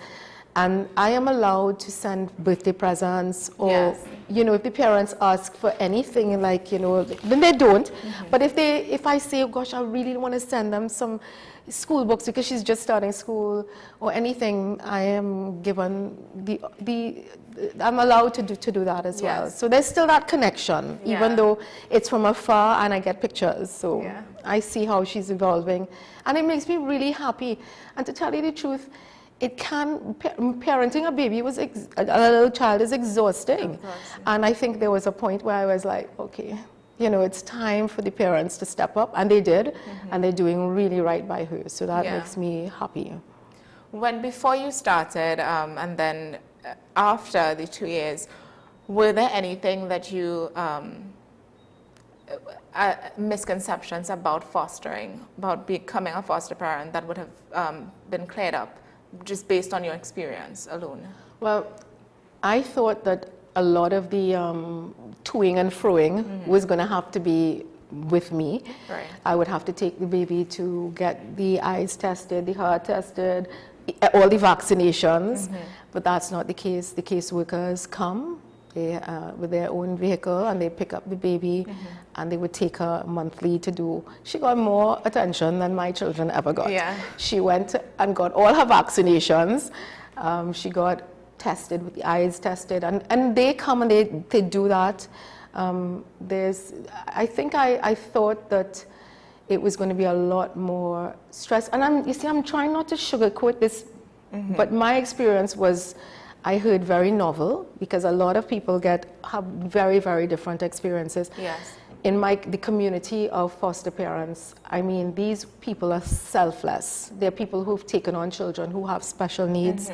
There are people who have taken on all different challenges, but when I tell you they are fully there, available, engaged, I think they've chosen some really great people, and I think that people who have stepped up to become foster parents are people who really have done the due diligence. They've thought about it with all their heart, because it takes a lot of heart, but it really is a very, very, I think, a very important role, even so, more so than adoption, because there's so many children that need support. Yeah. There's so many families that are struggling. They're really, really struggling, and all they want is just a break or a moment, or possibly just that to they catch themselves. Yeah, and some possibly parents didn't even have that role modeling in their lives, and so Children's Authority spends that time that you have their child, training them so that they are ready to receive, and they don't let go. In fact,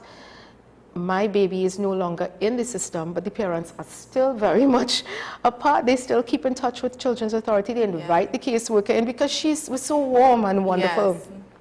They send pictures through her for me. But the thing about it is, it's about confidentiality. So that's hence the reason I'm now able to talk about my experience. I would not have been able to if I was still practicing foster parenting. So I chose advocacy because a lot of people don't know these stories. They want to know what it entails, just like what we're talking about. But had I been a practicing foster parent, I couldn't tell these stories. It's very, very confidential for the sake of the foster parent as well as for the children. Yes. What I want to know, though, is was the situation when you had the baby, did the parents have full control over things that happen when it comes to child, in that so the social worker would have come and taken the child to get vaccinated, to any checkups? Were these things that the parents had to, I guess, give the okay to? No. Or it was just part of the system and it's what needed to be done? Because let's say a parent doesn't want their baby to be vaccinated. Is it that you can make the call, or the social worker makes the call? I think Children's Authority makes the call, and I'm sure they would have been in touch with the parents as well. In fact, my baby would see her parents monthly. Okay. When during COVID would be on camera, so there would be chose a little part of the home that didn't look, and I wasn't privy to the call. Yeah. And so the parents would have a chance to talk to her, and then after that they would take her to an undisclosed location where the parents would meet and would have supervised visits as well, because it was something that was in the courts. Right. This was a particular issue, so I guess it warranted its own way of being dealt with. Yes. So I wouldn't be able to say how much information yes, but I do know that if anything happened, she got a stub on her toe, she got anything, and I told Children's Authority it was there, they had to tell the parents as well. Yes. So parents are still very involved. Yes. What, just in your opinion, I guess, and if you look back at your experience, what impact do you think, or do you feel that fostering would have had on the child, and this baby in particular?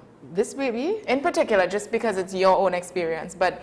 I saw her grow and grow. I saw her become from a closed to very confident, very open, very, you know, in your face too. She was really, really, I had a really cool child, really, she was really sweet. But I had her involved in a lot of things as well. I had her involved in gymnastics. I had her do everything that my kids did. I had her involved in, because I also wanted to know that the world wasn't just going to be her and me, that one day she was going to be reintegrated with her family, and that when she had that separation, I knew for me as an adult, I can process that separation, but for her, it would have been, I was concerned about how shocking it would be for her. And so I had her in a baby school, I had her do all kinds of stuff so that she saw that the world was greater than us. Were you ever concerned of her attachment to you? But that was the concern of her attachment to me, because she was very attached. So that's hence the reason I had her involved in other things. And the point when you were, you had to give her back. Oh my gosh. That process, was it, and I understand that it would have been difficult for you, but then for her, were there any signs of distress or? Well, her parents also had they were involved in her life. So I was there when, in one room in Children's Authority, when she was taken, and she was giggling. I heard her laughing and stuff. So she knew them well and enough, and it was, I wrote a beautiful letter to her parents as well about her, because she was very incredible. They have an amazing daughter. And so they kept the caseworker abreast of what was happening, how she was assimilating into the home. She did have a hard time for the first few weeks, and then she started opening up, and now listen to me, girl is having a time. She's with her tribe, her people, her family who love her, granny and her cousins, and you know, so she has her people, and that's all I was really preparing her for. I think as we come to a close of this conversation, what advice would you give to someone who may be thinking about fostering or feels, but they feel a bit unsure or afraid about stepping into this role? Well, first I'd say, if this discussion just touched you in any way, I think give it some thought, say a prayer, and then the first step is just to get in touch with Children's Authority and fill in the application form. You know, if there's anything that I've learned, is that the things that we're most fearful of are the things that we could possibly take a look at, because it might be something that the reason that we're afraid of it is because it's tickling something that in us that we're suppressing. This might be just the thing for you. The community needs this. We need it. I know that for me, having children, even though they were older, it really impacted their lives. My daughter actually had to write a story about, a story about somebody who had changed their lives profoundly. And the journalist that was teaching her said, "You need to show your mother this." And she said, so I thought the child write about me, you know. I thought my daughter really, I made an impact in her life. But it was about this little girl that was in our lives. And she talked about, and seeing it from her perspective, the things that she saw and that she felt, and that how she grew from this experience, made me realize that she didn't only impact my life, she impacted every single one of us. In fact, you know, my daughter said, you know, this baby, she called her name and she said, "My sister from everything except blood. I will always love you." And I saw that amongst my tribe as well. In fact, Children's Authority didn't just leave us hanging. They had the psychologist available to us to help us to also get comfortable with this new normal for us, now having had a baby for 2 years, and we no longer had her. So yeah, so that it wasn't that I was left in the cold as well, that we all learned from this, we were able to talk about it, and we've all grown from this. And I say to anyone, this is such an amazing journey. It's a learning journey. It's a crazy journey. Even if you have had your own children like I've had, I've learned so much from this experience, and it's something to check. The only way you know is to take the first step. Well, Natasha, thank you so much for joining me on the program this morning and sharing your journey and giving us an honest look into your experience as a foster parent. And I'm just saying, it sounds sugar-coated, but mine was particularly good. But I've known of others who have their challenges. I think it's something to really consider, to think about. But it's something that we need, and don't have enough. We have a lot of children and not enough people who are willing to take the risk of the chance of having, stepping out. I think either way it would be a gift to be able to help a child and just give assistance, because children are so pure and they're so innocent, and they don't deserve some of the journeys that they have been having to embark on. And I think we have the opportunity to change that trajectory and to make a difference to Trinidad and Tobago. Parenting is community service. Yes. And I think it's a friend of mine said that. This is not, I didn't coin that. She was going to make a t-shirt with parenting is community service. And it really is. Yes. All of us who are parents, whatever we do for our children are the ones, we're putting them out there and to fend and to be a part of the community, and whatever they do affects us as well. So I think it's important that if we can be the change that we want to see in Trinidad and Tobago, let's step up. It has to start somewhere. Yeah, it has to start somewhere. And foster parenting does exist, because a lot of people say, I didn't know we have that in Trinidad. Yes, it does. That's a comment. I said the same thing myself. Yeah. So after these conversations, I am very happy that we were able to have it. And I mean, we've heard, about the process. We've heard just the heart behind it. The Children Authority is doing a lot of work to get the message out there about fostering, about adoption. So the information is there. And to our viewers, y'all can check out the Children's Authority for more information. You can give them a call if you are interested in applying to become a foster parent as well. Also for the adoption side of it. And let's do our parts as adults. If you're able to help. So this is just a reminder that September is Foster Care and Adoption Month. I hope that today's conversation would have given, or today's conversations, as a matter of fact, would have given you a clearer picture of how you too can make a difference in a child's life, whether through fostering, adopting, or simply supporting the work being done in our communities. So again, Natasha, thank you for sharing your story. Yes, thank you for giving us a platform to be able to share this story. Yes. Thank you. I do wish you all the best. Thanks, Naomi. And one last question. So you're advocating for fostering now. Do you think anytime in the future you would re-enter that foster parent? I think at this stage in my life, I'm 64. I'm doing this on my own. I think I'm taking a little break, but who knows? I might still go back into it. Yes, okay. If I was really called and needed to, for sure, absolutely, yes, without reservation. Okay, so I will leave you guys with this: every child deserves a home where they are seen, heard, and loved. And sometimes the greatest gift we can give is simply opening our hearts. So I thought that was very fitting for today's show. Don't forget, you can engage with us on our social medias and leave your comments, suggestions, and we will be sure to respond. So stay safe, stay inspired, stay informed.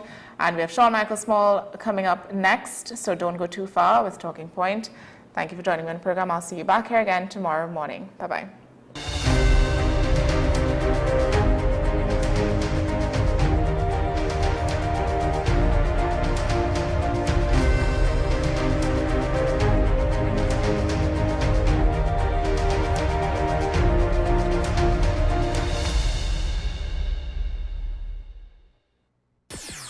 WESN.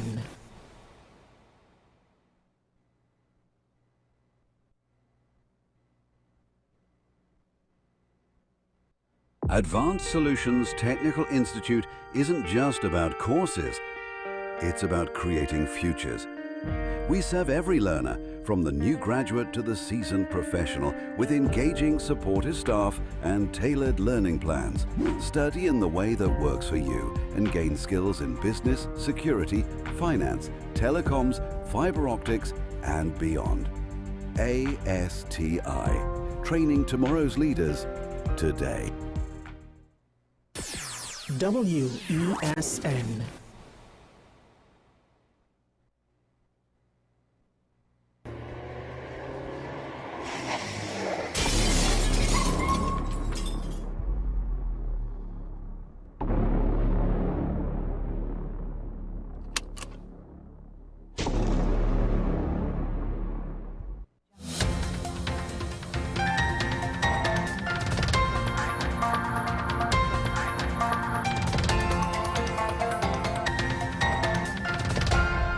Here is your WESN News on the Hour. I'm Naomi McNish. Thanks for joining us.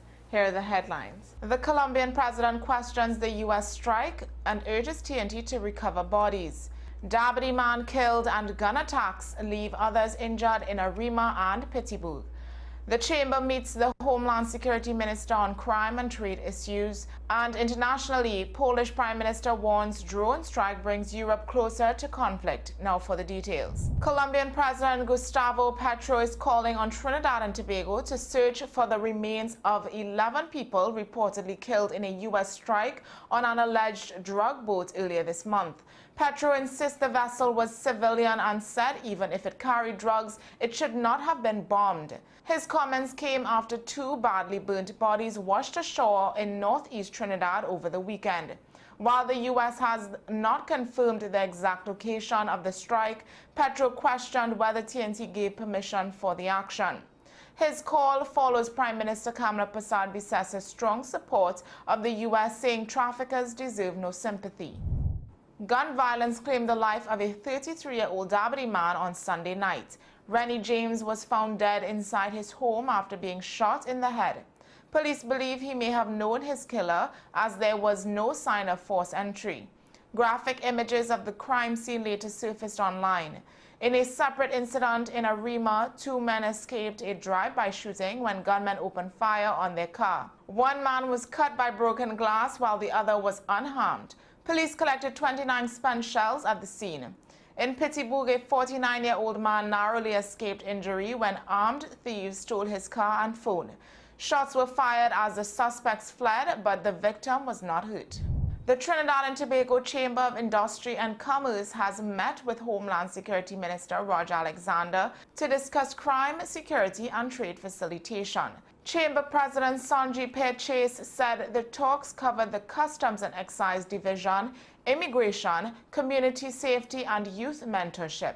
The Chamber recommended tax incentives for businesses that invest in crime prevention and discussed strengthening its Neighborhood Watch program with the E999 unit. Chase said she was encouraged by the talks and reaffirmed the Chamber's commitment to working with stakeholders to tackle crime while supporting the economy.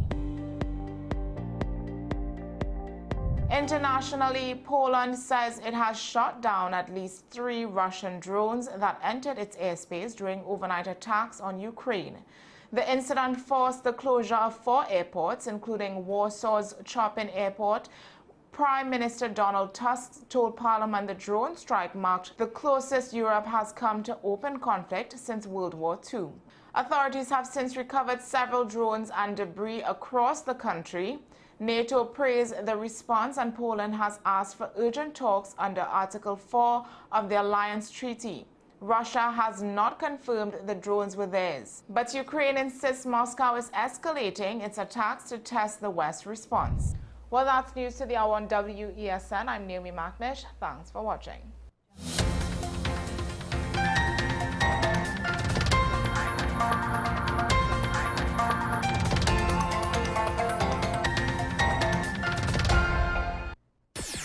WESN.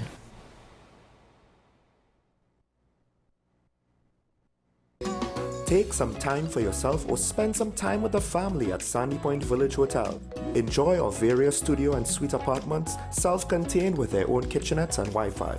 We also have our famous 100-foot swimming pool and our beachfront restaurant, the Steak and Lobster Grill. And our location in Crown Point puts us near the center of activity from the nylon pool to the local nightlife. Call us and make your reservations at 639-8533, 389-2378 or email us at sandypointvillagehotel@gmail.com. FanZone, your reliable, authentic supplier, has just gotten better. You can now visit our website www.fanzonett.com for your authentic wear and collectibles. The only place where you can use both your Visa debit and credit cards. Visit our website fanzonett.com to make your purchase today. Pastor J, I want to get a tattoo. You really respond to me. Respond to me how you would respond to me. The first question I'll ask is why? Controversial taboo topics. We get so consumed by church, we forget that we have to live the life of being a Christian outside of the Sunday. Like you say, services. we think going to a service makes us a Christian. Exactly. Yeah. Right. So here we are about to hear the second time Pastor J wanted to take a tattoo. Would have been late last year and early this year. Oh gosh. Hope Unfiltered podcast with Pastor J and Ren. We are tackling the hard-hitting topics, some controversial topics, some topics we sweep under the rug. You don't always have to forgive in a relationship for it to move forward. If it is you are in a situation where you forgive the person, but to the detriment of yourself, what are you really doing? It is very uncommon for somebody in the younger age group to have dementia. Atheists don't not believe. Is that I can't disprove God, but you also can't prove God. So we cannot have a stalemate. We'll focus on the woman who's being the victim, or the man who's been the victim. We exclude the children. Folks are trying to study the underlying brain mechanism to figure out how does this particular disorder happen in the brain? How is the brain processing this? Don't worry about AI, worry about humans working with AI. Are you willing to learn new skills to stay relevant for the future job market? That's the challenge that people are going to struggle with.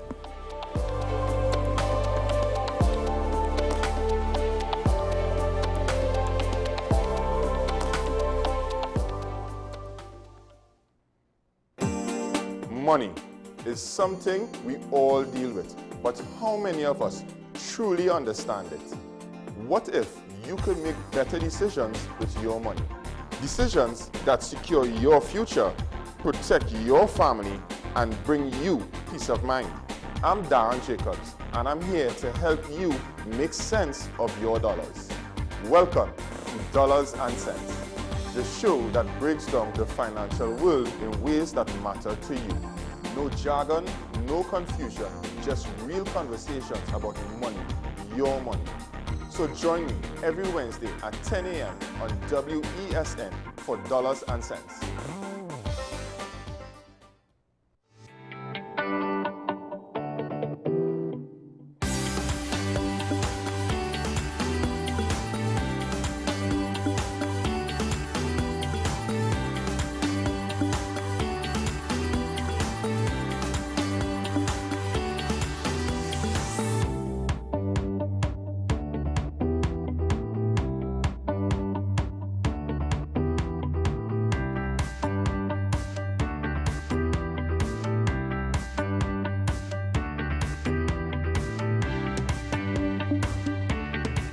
This is 10 Questions. I'm Andy Johnson. The distance from where we should be in the world in going forward on our commitments with climate change. The effects of climate change that cannot be accounted for, it's called loss and damage. And we're seeing loss and damage happening so much more in this decade and the previous decade. The principal term there was this question of the correspondent banking issues. That is why we're trying to build capacity with this country here, Trinidad and Tobago, and other countries in the region. Man is not showing any signs of stopping or even slowing down. More than half of the forest in Trinidad is already gone. All the plants and all the animals and all of the nice clean water and fresh air and everything had to be on this planet for humanity to have a chance. We have small change when it comes to countries that can take decisions, and when they speak, the world listens.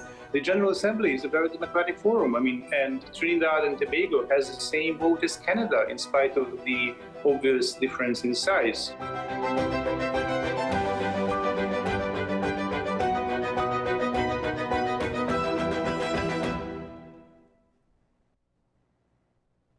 You are watching Strictly Legal on WESN Content Capital. Just give an overview of what exactly is that split arrangement. Nah, you don't need to register nothing. You don't need, we can do that another time. But then it becomes a hit, and then everybody starts to want to claim. The laws that predate many of the independent countries' constitutions are going to be those colonial laws. We know there are an infinite amount of circumstances that would lead to a murder. I have a great idea and I have a great concept, but until it's actually expressed, it does not become intellectual property. Accomplishments or targets of a forensic accountant is to quantify what may have been lost. They believe we defend criminals and we manipulated the law and we exploited the system. A responsible journalist will reach out to the person who they have the information on for a comment.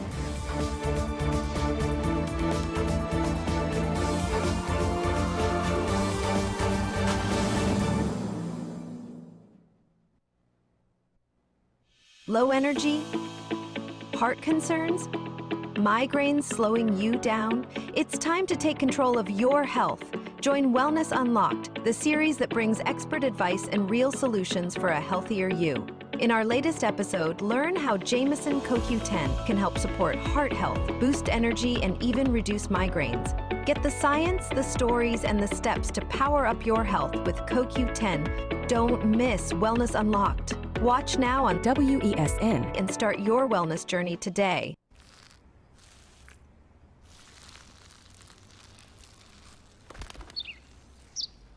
Maybe he landed here totally by coincidence. But if by chance he's admiring your fresh coat of Benjamin Moore soft sky blue, well, that's a pretty high compliment. Coming from an expert.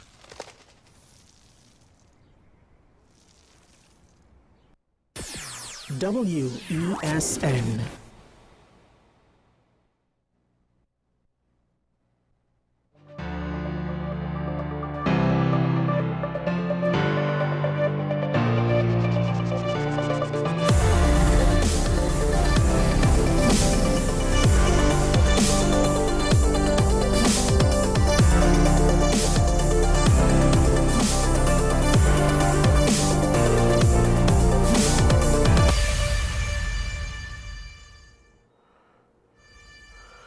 Welcome once again to Talking Points, where I will give my opinions. You could call in and share your opinions, and I'll be honest, most politicians these days on just about any medium doesn't seem to be too keen about backing up their policies by expressing their opinions. But we'll have to wait and see how things shape up or shake out.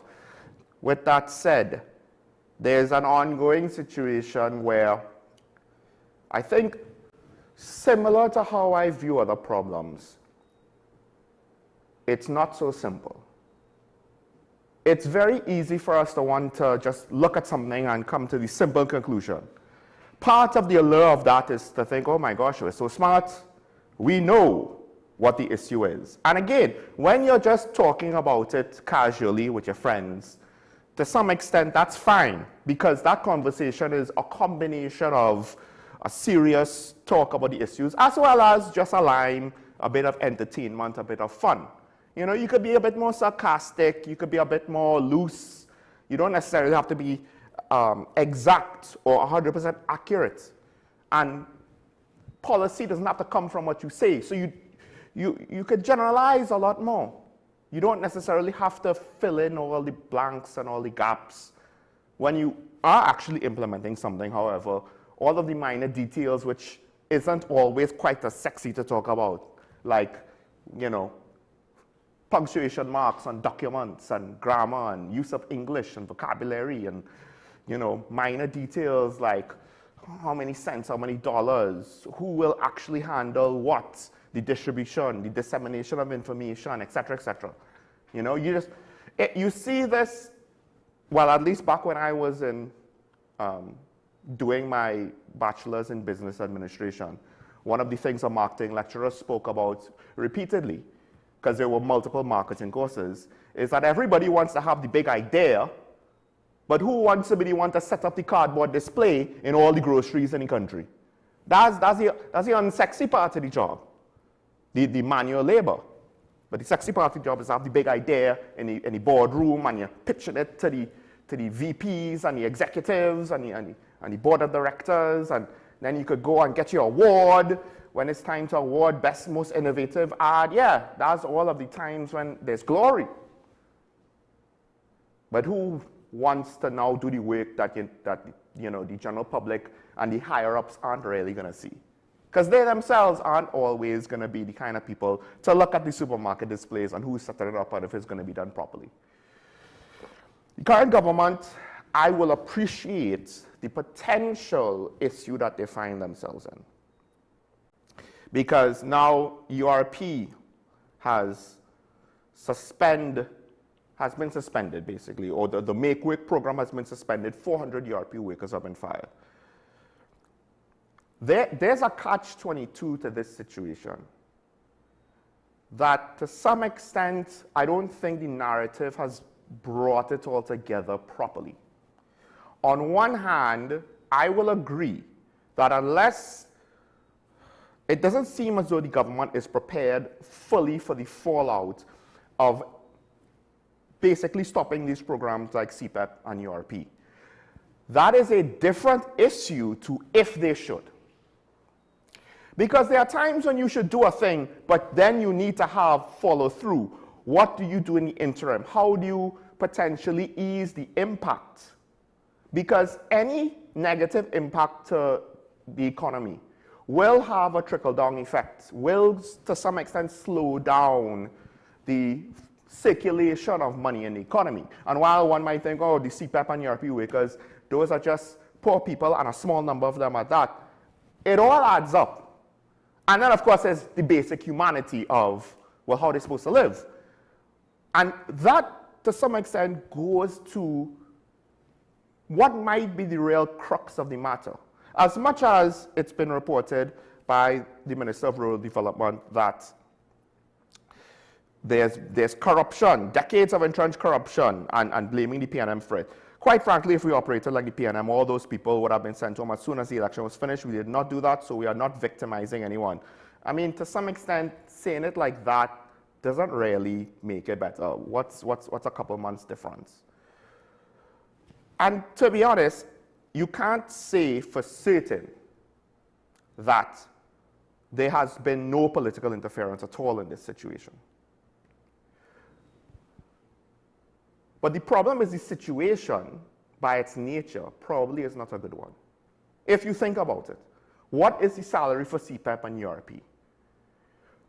What was the stated intention when they were initially implemented? The salary, from what I understand, ultimately is not sufficient, especially after the inflation we experienced from cost of food going up. And then if we face any more economic shocks like that, how are people living off of that? I have no idea. Now, I know from experience it kind of can be done, but then how do you, because one of the articles was saying, you know, the back-to-school woes of former CPEP workers. In my mind, I'm like, how are you supposed to raise children off of CPEP salaries? Now, maybe if one parent has a more stable and a higher paying job, and this is just to supplement the income, but it's needed, then okay, maybe. But ultimately, these things were not supposed to be long-term means of employment. That's been stated multiple times. And the question, therefore, is, was this the best way to fix it? But to some extent, I could appreciate, at least partially, because I think this is true, even if this is not the actual motivation behind the scenes, that the government has to try to do something about it. And I don't think there's necessarily any good way to fix it. You can't increase the salary of CPAP and URP. It doesn't make sense. It will harm the labor market even more because, relatively speaking, it's relatively unskilled work where you could relatively not do much. 4 times as many people watch those who are working. I don't know if it's because they kind of do it in stages. You do this side, and then I do the next side while you rest, and then you do the next side while I rest. I don't know if that's what it is, if they daisy chain the physical labor. But to some extent, if that was the case, why don't you all just work at once and you'll be finished 4 times faster? So, just in my rough example. That kind of job, if the salaries were too high, it will further incentivize people to not engage in the labor market properly. And it will further upset the whole labor-employer dynamic. It already did as early as 2010, 2009, 2008, if not earlier. And it will continue to exacerbate the problem. Oftentimes, one of the hidden costs of social programs is then how it affects the private sector.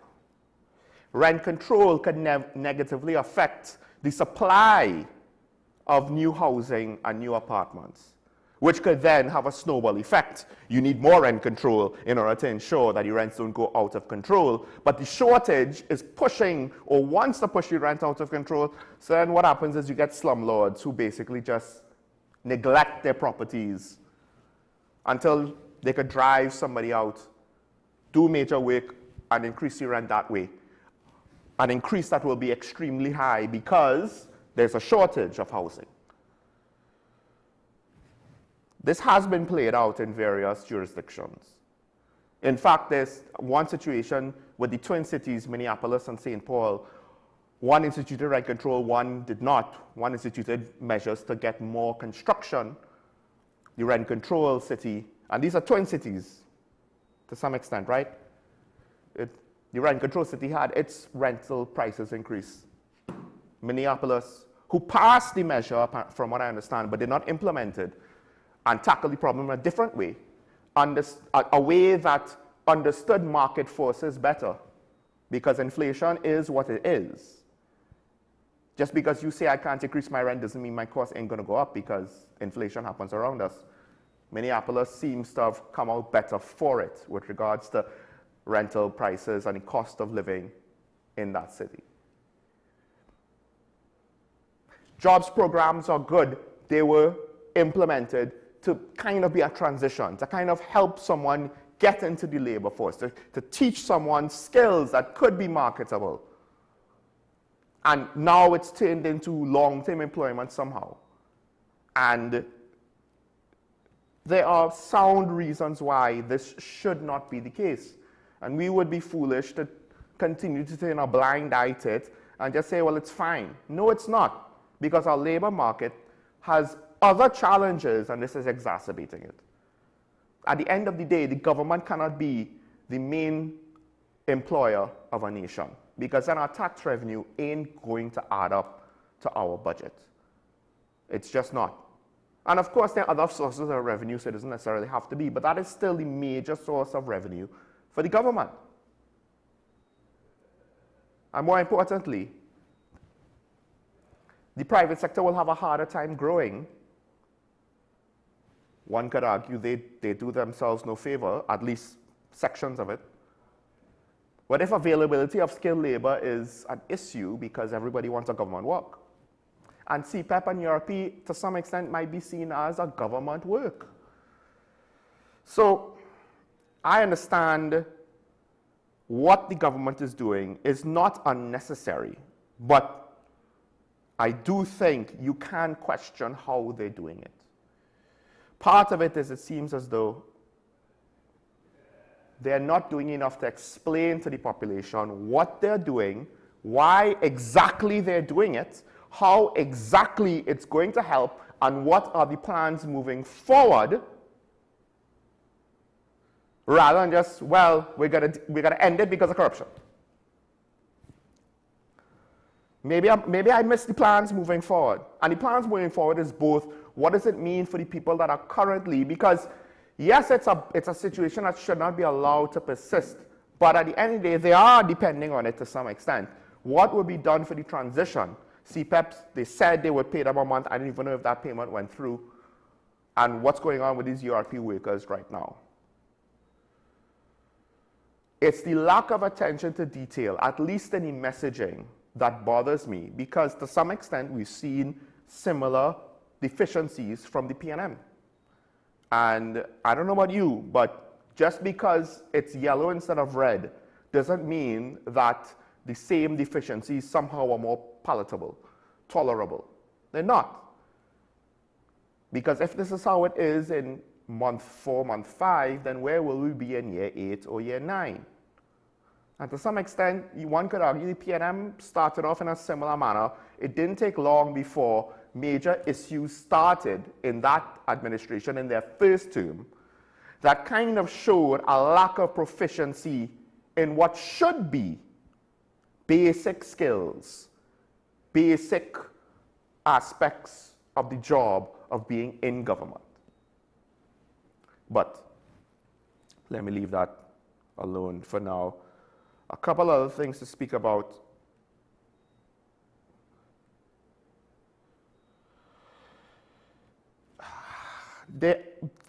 I read a report that CMO Roshan Parasaram was coming back from vacation, which I was like, to some extent, surprised. Oh, they didn't fire him. They didn't send him. It wasn't just vacation before he has to be replaced. But it seems as though, which I would appreciate, because again, to some extent, and ironically, I'm not someone who necessarily cares for, well, the first consideration is optics, right? I care about the first consideration is practical reality. You know, is this good or is this bad? Not necessarily how it looks, but while it's not my first consideration, that doesn't mean it's not a consideration. And I thought, okay, keeping the CMO on, and unlike other people, I do not judge the members of the Ministry of Health during COVID as harshly as most people do. That's my opinion, right? That's fine if you disagree. Keeping Dr. Roshan Parasaram, I believe, would have been a positive sign of the current administration. Let him work out whatever contract he has to work out. You know, why be in a rush to replace him? Unless you have a smoking gun to say his service is inadequate. But if that's the case, then you fire him, right? Well, apparently he's being asked to tender his resignation. This is based on one newspaper report. And there were now moves to block his return to work. What does that mean? The Minister of Health did not confirm if he was asked to resign. If it's a situation where they can't outright fire him, then to some extent you do have to question, how are we supposed to take something like this and say that it's above board and it's just? And the reason why you have to ask these questions is, again, when the Prime Minister, Dr. Keith Rowley, and his cabinet fired or got rid of the central bank governor during their time, it was an issue. Is it not an issue now? Can we justify the current situation of the central bank governor being removed as better than the previous one? And this is not too dissimilar. I understand that, yes, you would want your own people there if the previous regime's people don't want to work with you. One of the things about public servants is, at least for some of them, I can't say for all, but for some of them, they are more than willing to be neutral. Ironically, the neutrality could be what certain politicians don't like. They don't want neutrality and objectivity. They want political loyalty, political obedience, political reliability.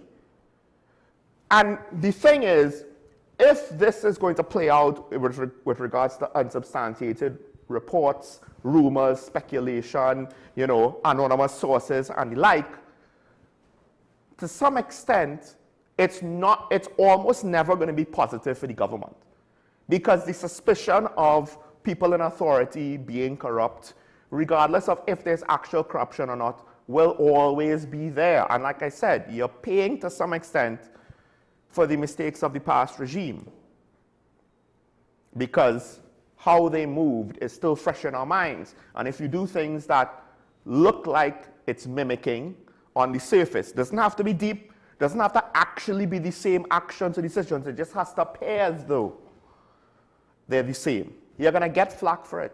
And you're going to lose political capital for it. And that's the thing. There's a subtle difference between people complaining about what you're doing and thinking that you're as bad as the other guy.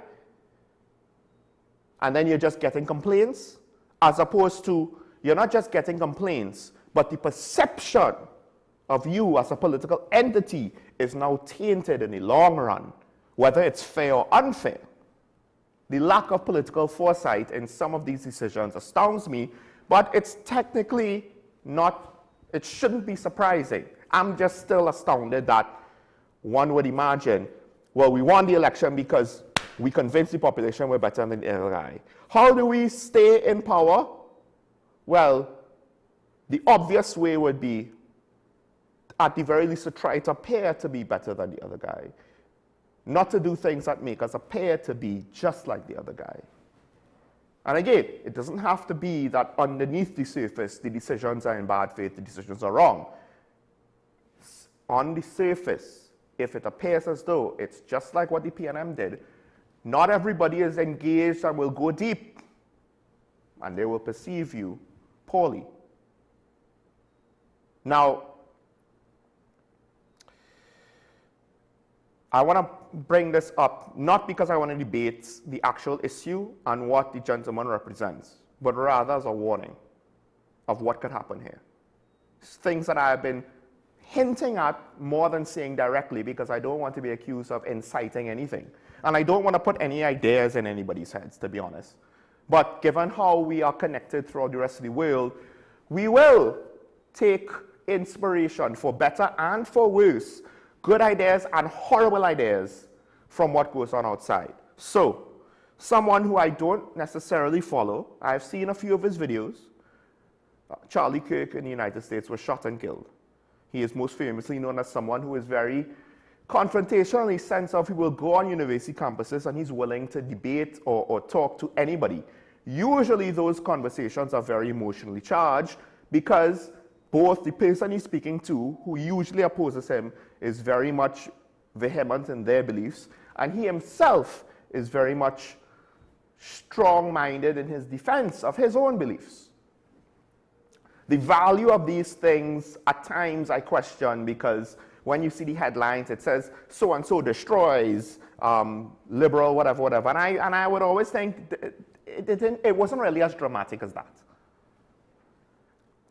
But the point is, he is engaging in free speech, and he's willing not to just speak to people who already believe in him, but speak to people who disagree with him. If he was able to maybe tone it down a bit, it might have been more productive, because at the end of the day, it goes into an emotional dimension where it makes it very difficult to convince people of the merits of your argument. And does that sound familiar? Because I will argue that our own politics is based very much on emotional preference rather than actual objective analysis, particularly for those who are diehard red and yellow. Now, I will never say that Mr. Kirk deserved to be killed for what he believed in and what he said. Some people will, but that is a slippery slope because arguably that could be used against them. And then what does that turn into? I don't necessarily agree with everything he said, but he didn't say anything that would warrant being arrested, and thus, did he say anything warrant of being killed? But forget about whether you liked him or not. There were some things he said that I agreed with, but I will not say that I agree with everything that he said. In part because I didn't follow him enough to know everything that he said. And there were some things, either what he said or how he said it, I was like, let's pump the brakes on that.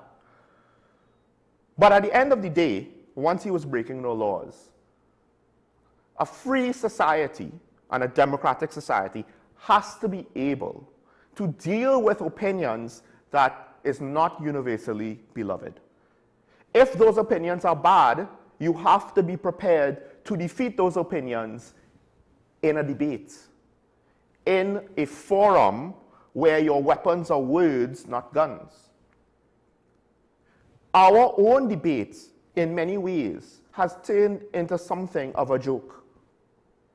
If you look at Parliament, you would see the two sides almost never coming together in any meaningful way, almost never practicing any sort of collaborative effort for the good of the people. And you have to ask yourself, if it was sometimes, maybe you could say, well, the other side is uncooperative. But if it's all the time,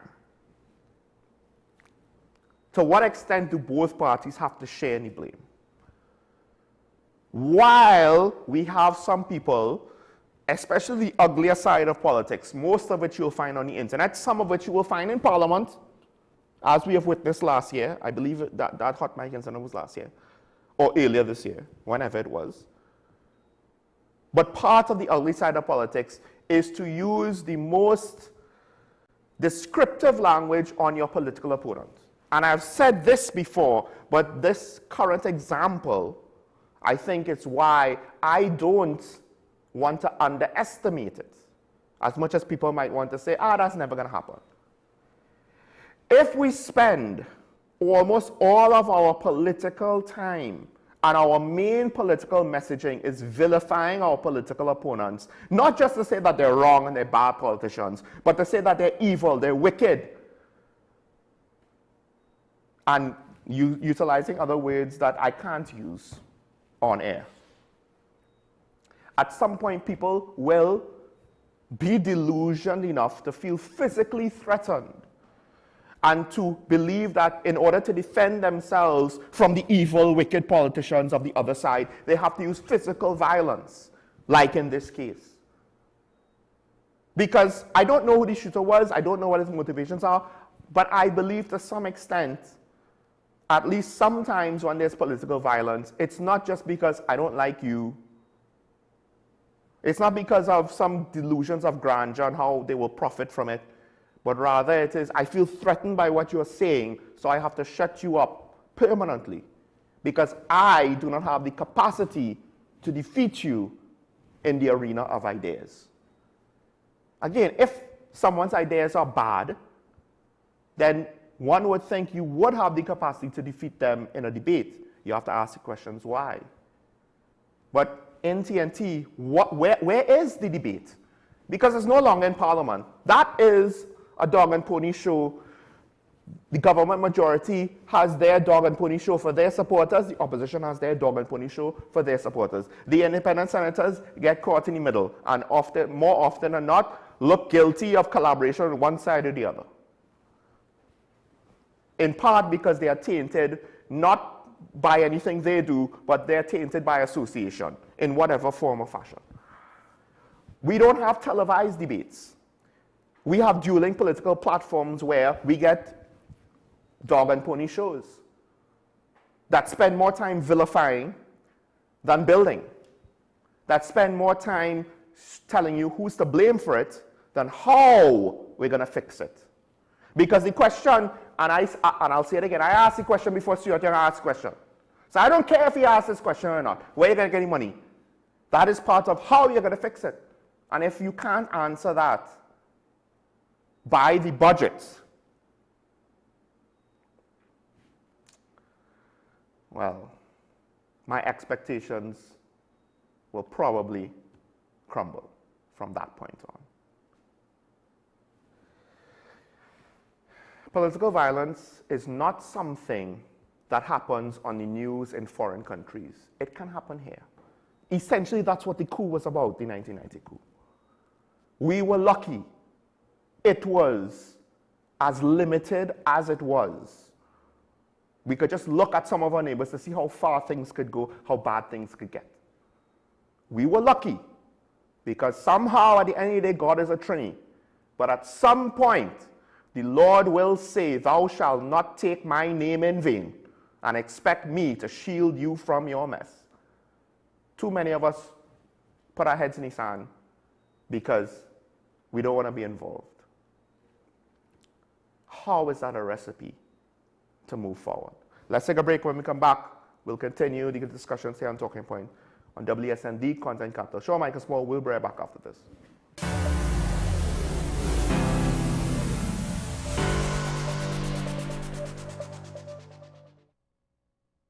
Advanced Solutions Technical Institute isn't just about courses, it's about creating futures.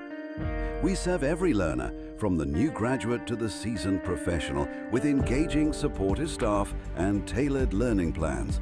Study in the way that works for you and gain skills in business, security, finance, telecoms, fiber optics, and beyond. ASTI, training tomorrow's leaders today.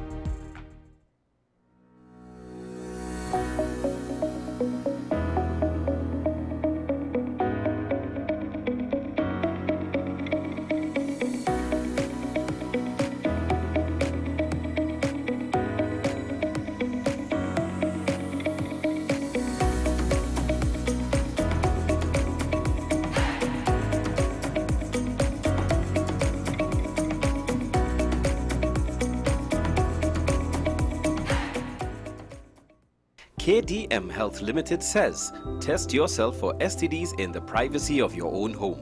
Our self-help test kits for all STDs are available at our wholesale office in Chaguanas. Call 283-1423, visit our website at www.kdmhealthtt.com or email us at kdmhealthlimited@gmail.com to place your orders. Available at all health institutions and pharmacies. Contact us for a free list of products and prices. My name is Dr. Stephen Carroll, the CEO at Community Hospital of Seventh-day Adventist, and we are committed to making good private healthcare affordable. For all your medical needs, including dental, radiology, laparoscopy, behavioral and mental health, along with many other services, contact us for more information at 235-5479. Community Hospital of Seventh-day Adventist, where good private health care is affordable. Bill and Ruth fell in love with the Benjamin Moore color Dry Sage, but they tried to match it using another brand's paint. I mean, it's close enough. Almost identical, really.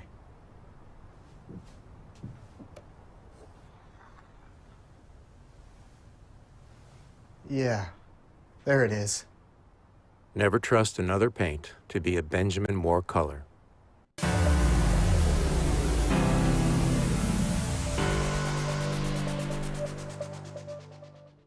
I'm back here to talk about the WSN. Before we get into the daily review, there's one topic I want to get to, although it's about a day old. But before that, we have a comment to take. Dr. Parasar was awarded the ORTT. Will the UNC now take it back? Please give him the respect due. Here's the thing. One of the things that I find interesting is the lack of subtlety. I understand you want to play politics, right? And to some extent, the internal stuff on each party is kept secret. You hear some things, but you don't fully know what happens. But it seems as though government stuff is harder to keep secret. Or more importantly, what does get out are things that you just can't keep secret. For example, if you want to remove Dr. Parasram, it will be very obvious that he was removed when he is not there. And what I find interesting is the lack of the practice of subtlety.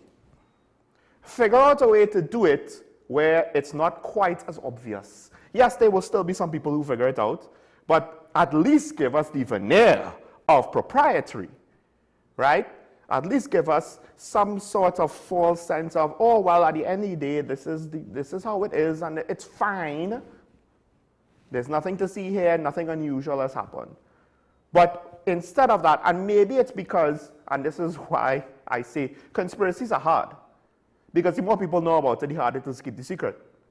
And at times, the media gets wind of things that I'm pretty sure Cabinet doesn't want them to get wind of, but it happens anyway, because at the end of the day, certain details will still pass through and be seen or be done or pass through the hands, the documentation for, by other people throughout the public sector.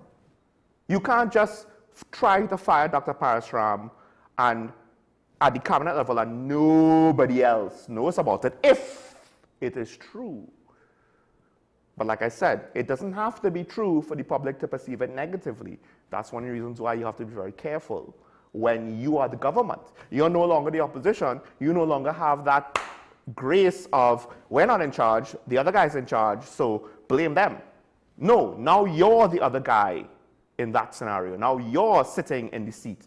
Now you're technically wearing the rhetorical crown. Heavy is the head that comes with that authority because of the responsibility with it, and also the fact that everybody is looking up to you to be better. They don't want to see you be worse. Love easily can turn to hate if people feel betrayed. A warning. Now, let's go. Daily review.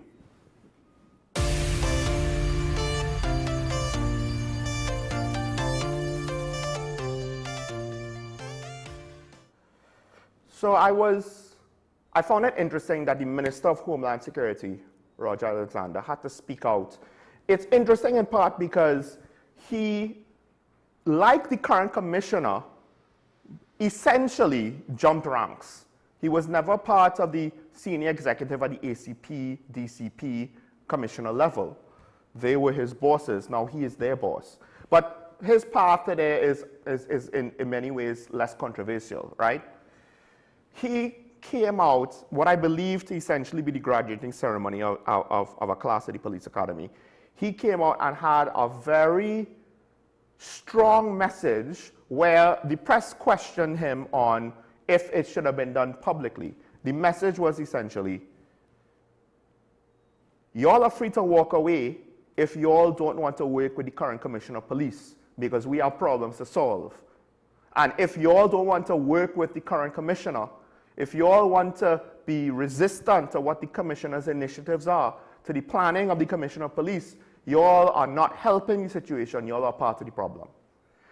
It was very interesting that he said this in such a public forum, because he was asked, why did he not speak about this situation in a more private setting? And his response was he had to move the needle to get results. I'm paraphrasing. And even before I read that, because that's at the bottom of the articles, I was thinking, yes, this is a very controversial thing to do. You are calling out members of the executive publicly, pointing out what you perceive to be negative aspects of their work ethic and how they're conducting themselves in the job. Is that right or wrong? Here's the thing. It can blow up in your face, but we're talking about, this is not a corporate job. We're talking about a job where the safety of the people of Trinidad and Tobago are in the balance. That is the consequence that will be affected. If police don't do their job well enough, then the safety of the population, the lives of the people of Trinidad and Tobago will be negatively affected. So at some point, you can't have the principle of, I will never speak of these things publicly. Principles need to be applied, in my opinion, consistently across the board, no matter what the scenario is. Otherwise, it's not really a principle. And in this case, to say that you can never do this, I think is wrong, because the stakes are too high.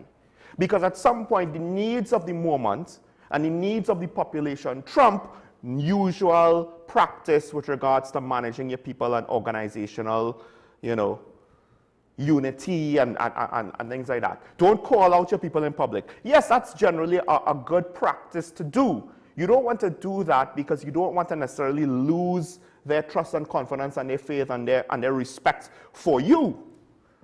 But if what they're doing gets too far for too long, if the situation is too bad, and to some extent the minister is playing the role of the bad guy, because he's not saying respect me, he's saying you ought to follow your boss, the commissioner of police.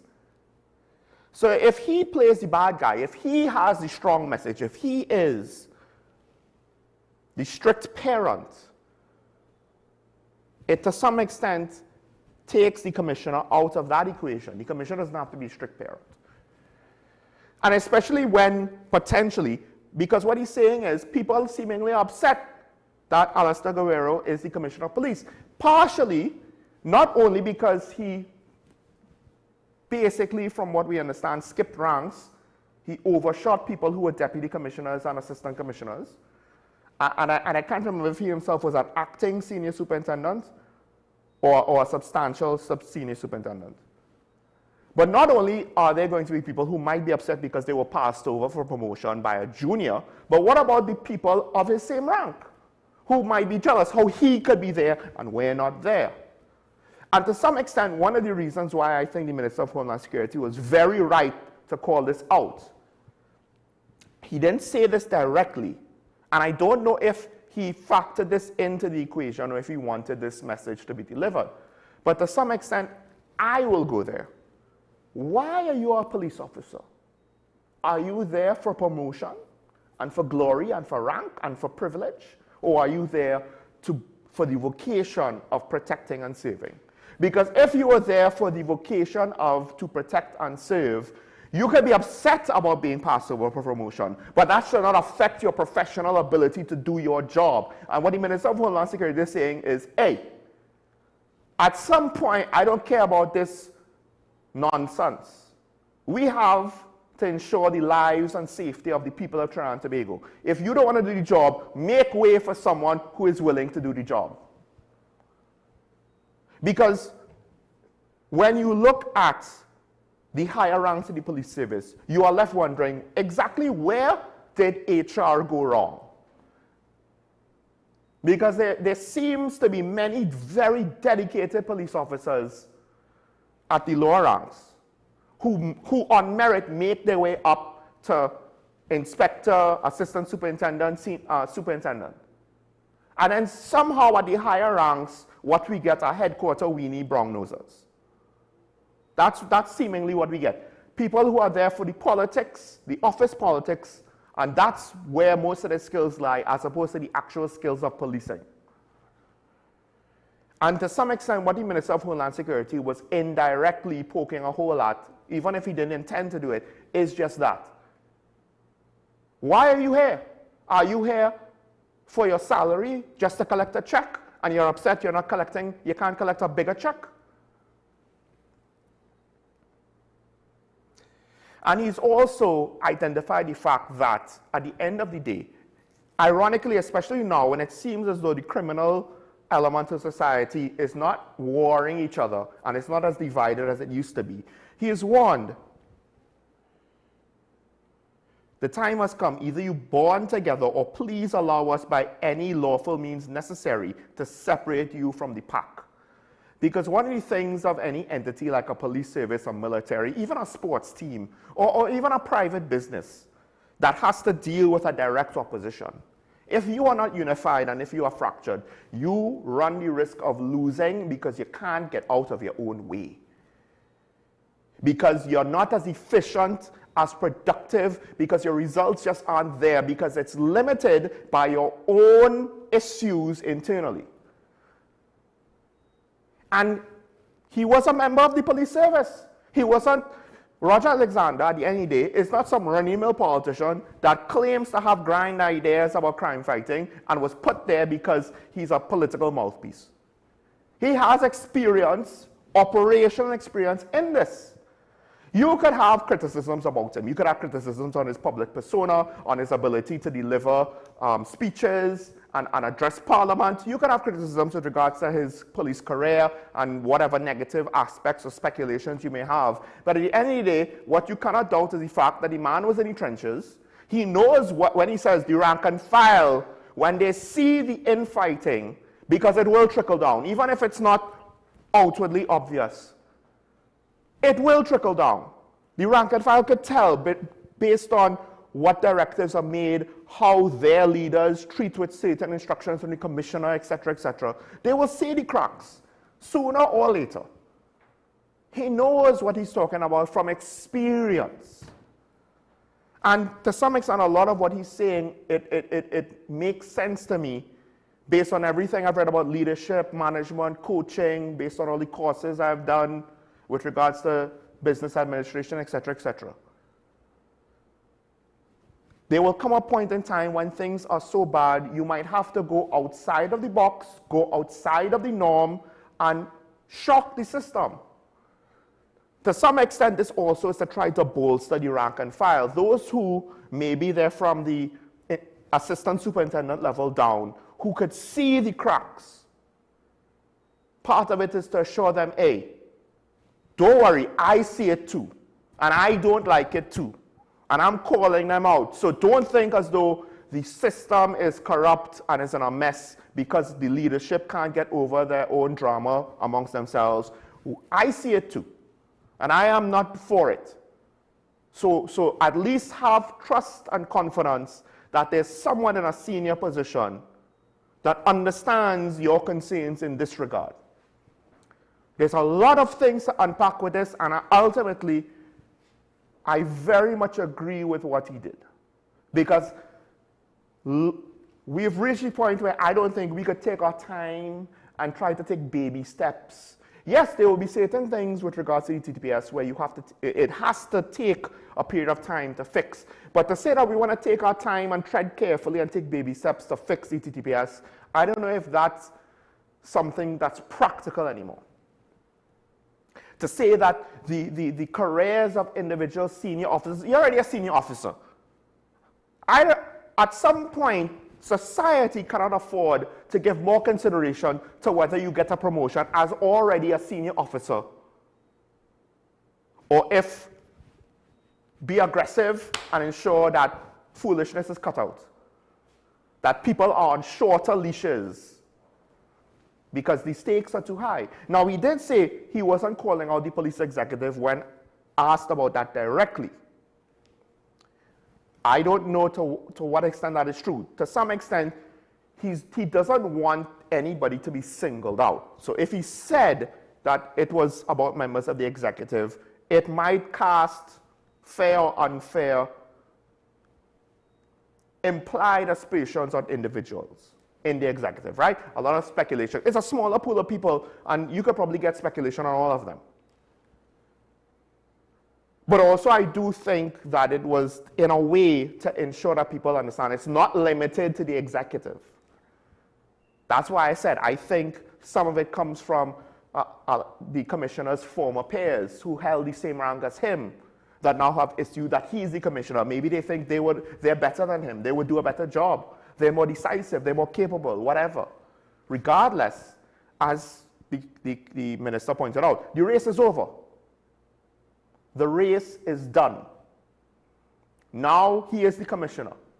He serves at the pleasure or displeasure, essentially, of the government insofar as whatever his contract is, and the Police Service Commission insofar as their capacity to discipline him if necessary. So being disgruntled about it is not going to change the situation. He has to be a bad commissioner, and then there have to be a legal way to remove him for any change to happen. So you now being upset about it in your corner, right? Playing your little power games in your office politics is not helping the situation. Because it's one thing if you have office politics in some corporate holding company of fast food franchises, and it's another thing when it's the TTPS. And dare I say, we've already seen examples, I won't say what they are, but we've already seen examples of the internal politics of the senior officers of the police service rear its ugly head very much publicly, and how that negatively impacted both the service and the public's trust in the service. So, hopefully, this is the kind of thing that I want to see, because the minister is willing to be upfront about it. He's putting his opinions out there, and at least to some extent, he's showing leadership on an issue that's critical. And it might not be a popular opinion, and it might not be a popular method, but he's willing to do it anyway. I just wish more politicians would do the same, and hopefully he will do more of the same. Not just try to keep everything buttoned up and deal with it internally. Because when he said to move the needle, essentially it was to move the needle publicly on all stakeholders to ensure that there's no hiding on this. I'm not looking to cover this up for you. You're not going to get that here, and we should not be willing to do that anymore, because heavens forbid some of the direct negative consequences of police impropriety with regards to their internal strife may have been covered up in the past. We don't know. To what extent investigations have been affected, to what extent operations have been affected, we don't know. And perhaps that's one of the things that you don't reveal operations of ongoing investigations, but the fallout of failed ones, perhaps police officers need to be held accountable for if the failure is due to things that should not be allowed in the first place, like internal strife. Let's take a break. When we come back, I'll preview an interview that will air tomorrow on AM Prime about this whole U.S.-Venezuelan issue. Yes, I know. We were supposed to have the media ambassador today, but unfortunately couldn't make it. So this is not necessarily the intended show, unfortunately, but I did want to highlight two answers from the guests in that interview, which will help show my current position and also give more food for thought on the matter, because, as Karen said, follow the money, but what I will add is, well, following the money works both ways. I'll explain that after this.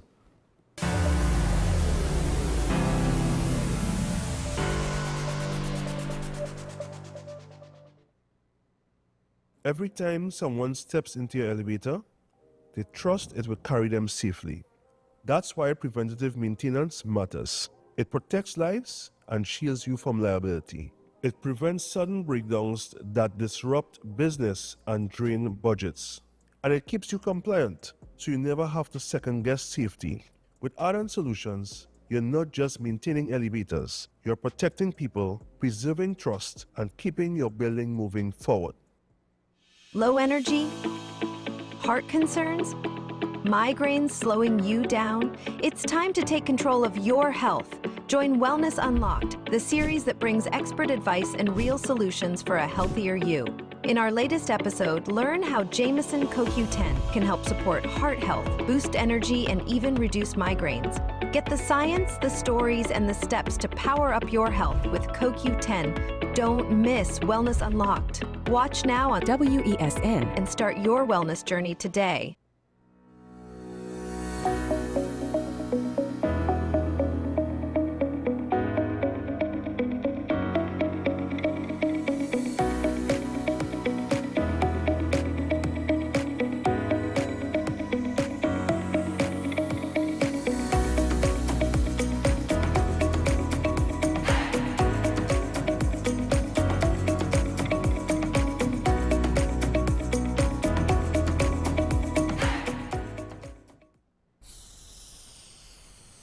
If these walls could talk, they'd cry uncle. They didn't plan to become offices or yoga studios, but they've stood by us, even when we got a little stir-crazy. For that, they deserve some thanks. They deserve Benjamin Moore. Do you need treatment for obesity or any related abdominal procedures? The community hospital now offers minimally invasive laparoscopic surgery done by an American-trained, board-certified surgeon with over 20 years' experience. Give us a call at 235-5479 for more information. The Community Hospital of Seventh-day Adventist, where good private health care is affordable.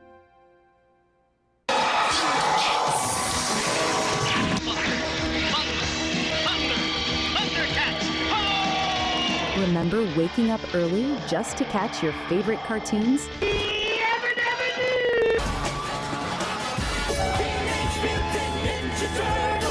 WESN brings back those magical mornings with Retro Saturdays.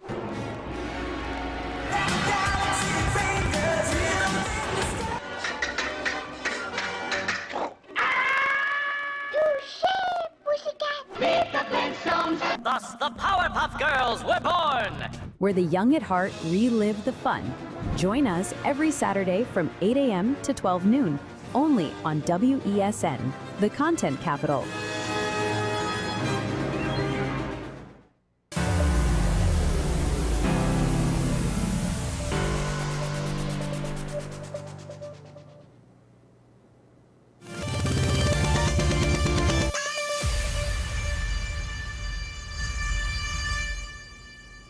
that I did think before was that I wouldn't necessarily say that Venezuela is just like Iraq or Afghanistan, because at least with Afghanistan you didn't have, I guess to some extent, a proper system of government. With Iraq, the democratic government was completely usurped by Saddam Hussein. Whereas in Venezuela, you actually do have an opposition that seemingly the population is willing to follow, unlike Iraq, or unlike potentially Afghanistan, which is split along the various factions. So at least in that respect, but I guess based on what you're saying, and it's to some extent it goes further than anything I've said on it, you can't just cut off the head of the snake. You literally have to go in and wipe the slate clean. That would take a significant investment in military resources and potentially large-scale confrontation. But for argument's sake, at least with regards to the potential transition to Venezuela, it's not as though there's no hope that you can try to solve the problem, because there will be people to kind of fill the vacuum who won't just be one of these other stakeholders.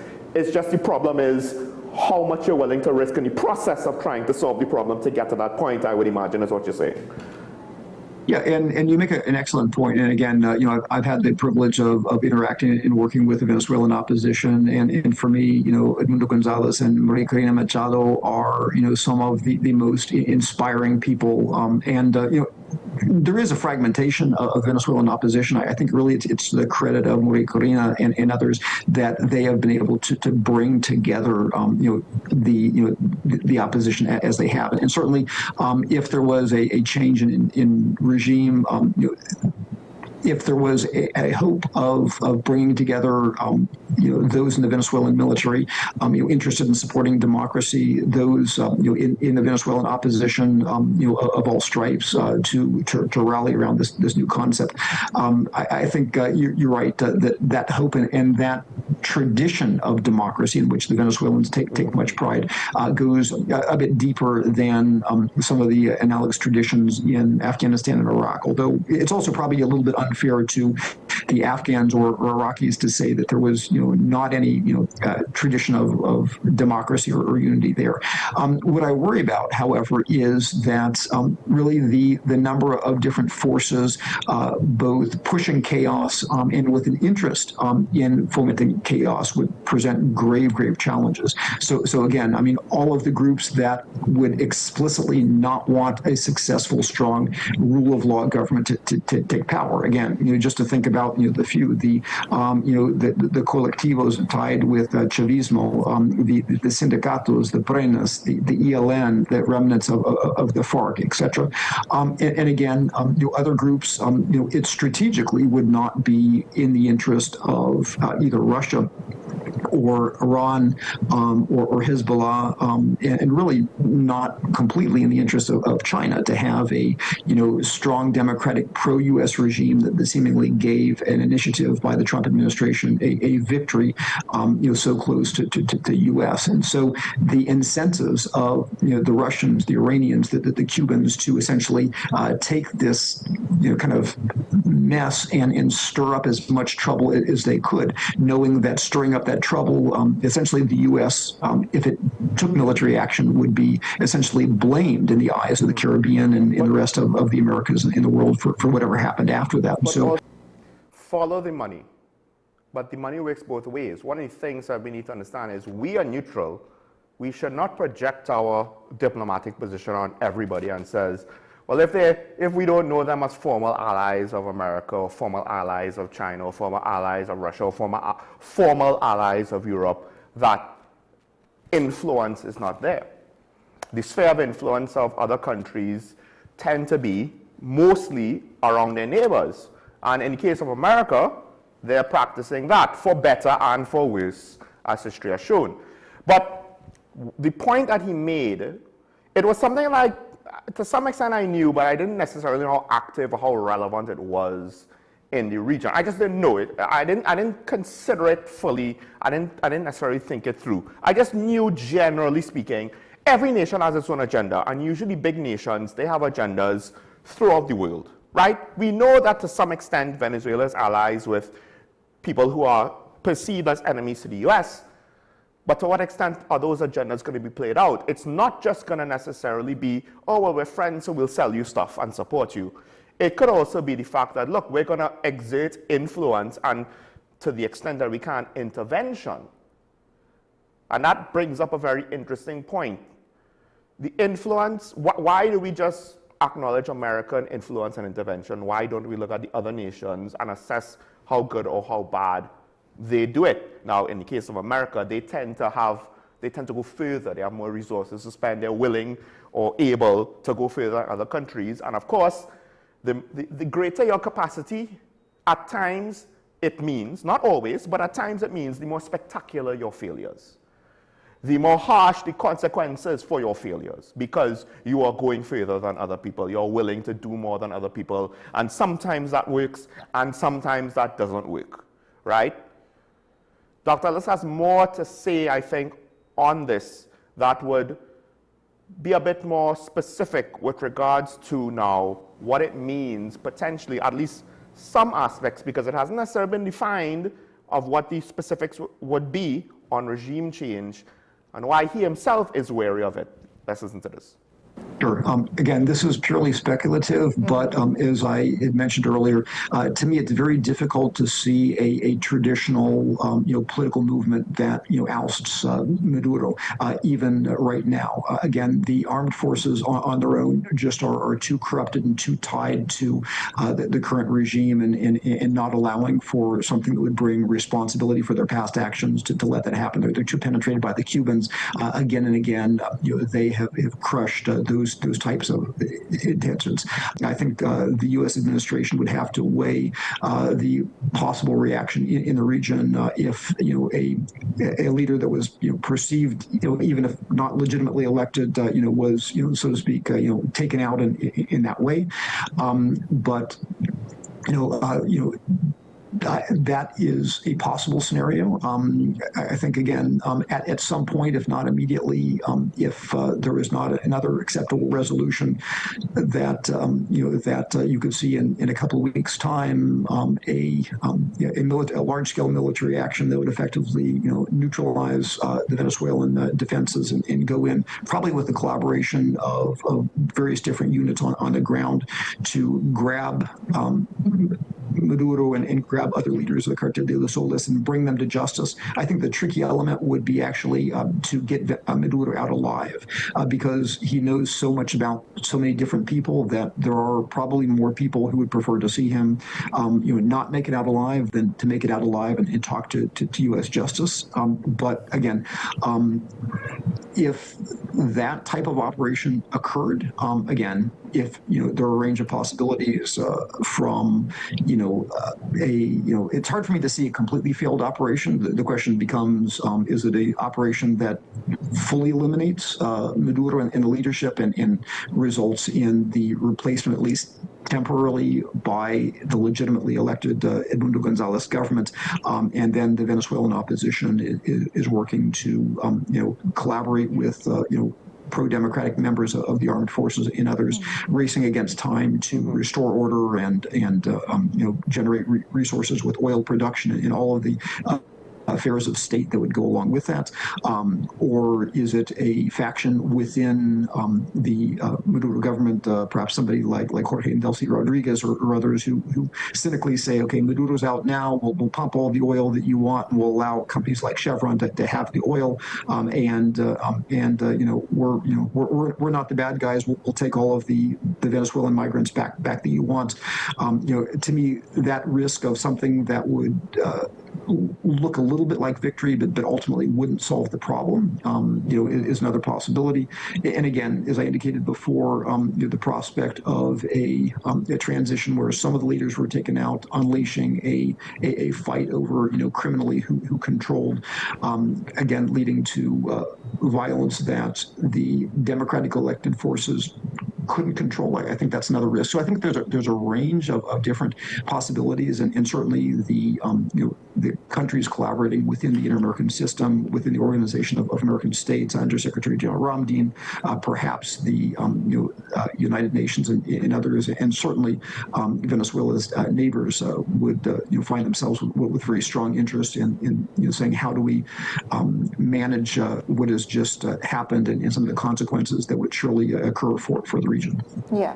That's Dr. Evan Ellis, a research professor of Latin American Studies at the U.S. Army War College Strategic Studies Institute. So at the very least, he knows what he's talking about from both a historical perspective and an American policy perspective, at the very least. And he points out his fears of how it could go wrong. This is the interesting part. The intervention in Venezuela by other foreign countries besides the U.S. is both a potential reason for and a warning against American intervention.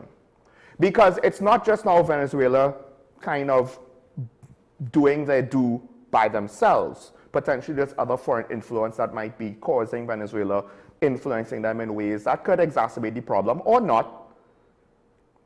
But the trick is, first of all, and Dr. Ellis points out again, it's not going to be easy for Venezuelans themselves to deal with a dictatorship, in part because the foreign influence might be helping to prop up the dictatorship, right?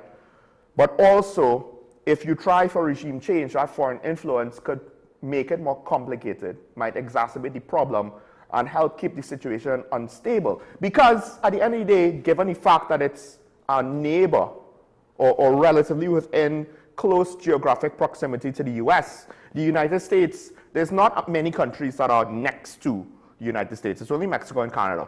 So by default, the next closest thing would be the Caribbean and Latin America, right? Or the rest of Latin America, not including Mexico, depending on how you define it. There is incentives to ensure America does not stabilize the region with a pro-American regime. And before you say, why do they need to stabilize the situation with a pro-American regime? That's just what countries does. Russia wants the nations in its sphere of influence to have pro-Russian regimes. China wants the nations in its sphere of influence to have pro-China regimes. That's just how countries operate, right? I'm not trying to justify it or condemn it. I'm just saying it is what it is.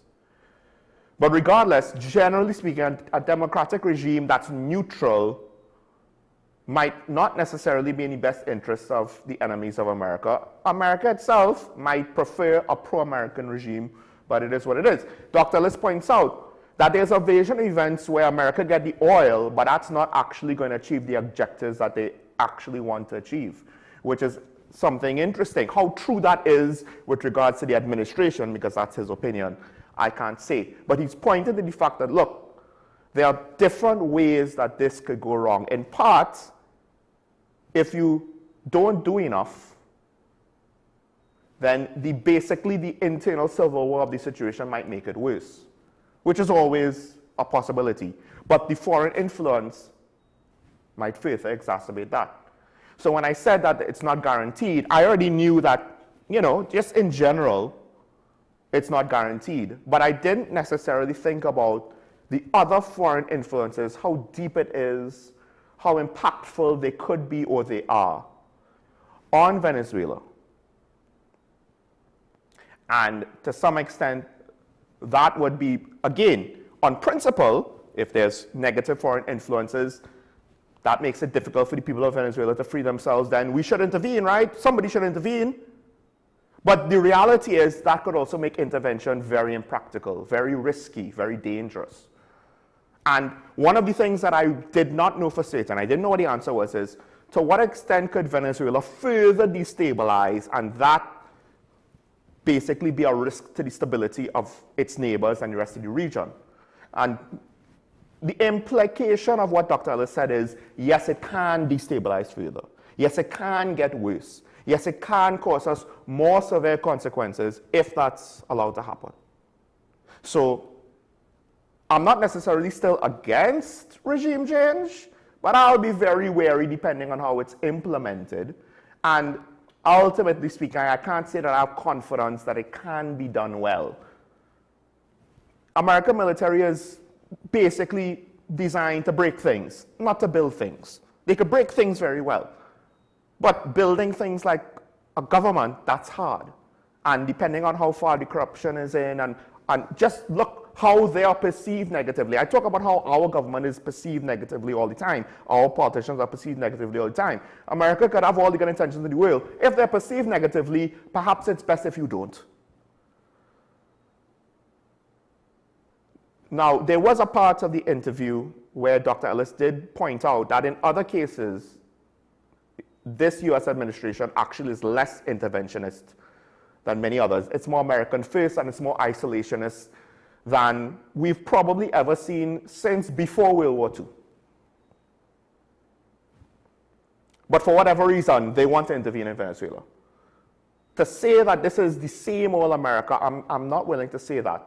Because again, they pulled out of Afghanistan, didn't necessarily want to assist Ukraine as much as the Biden administration did, although Donald Trump had to learn a thing or two about his good friend Putin and might be coming around with regards to at least the fact that peace is not as easily attainable as he thought it would have been. But for whatever reason, he seems to be wanting to intervene in Venezuela. Given the fact that he seems to be adverse to actually committing military force in any sort of significant way or extended way in military campaigns, Dr. Ellis more or less believed that he didn't necessarily see a significant type of invasion happening. And that's the problem. If you try to do regime change without it, in many ways, it's very risky what the outcome of that would be.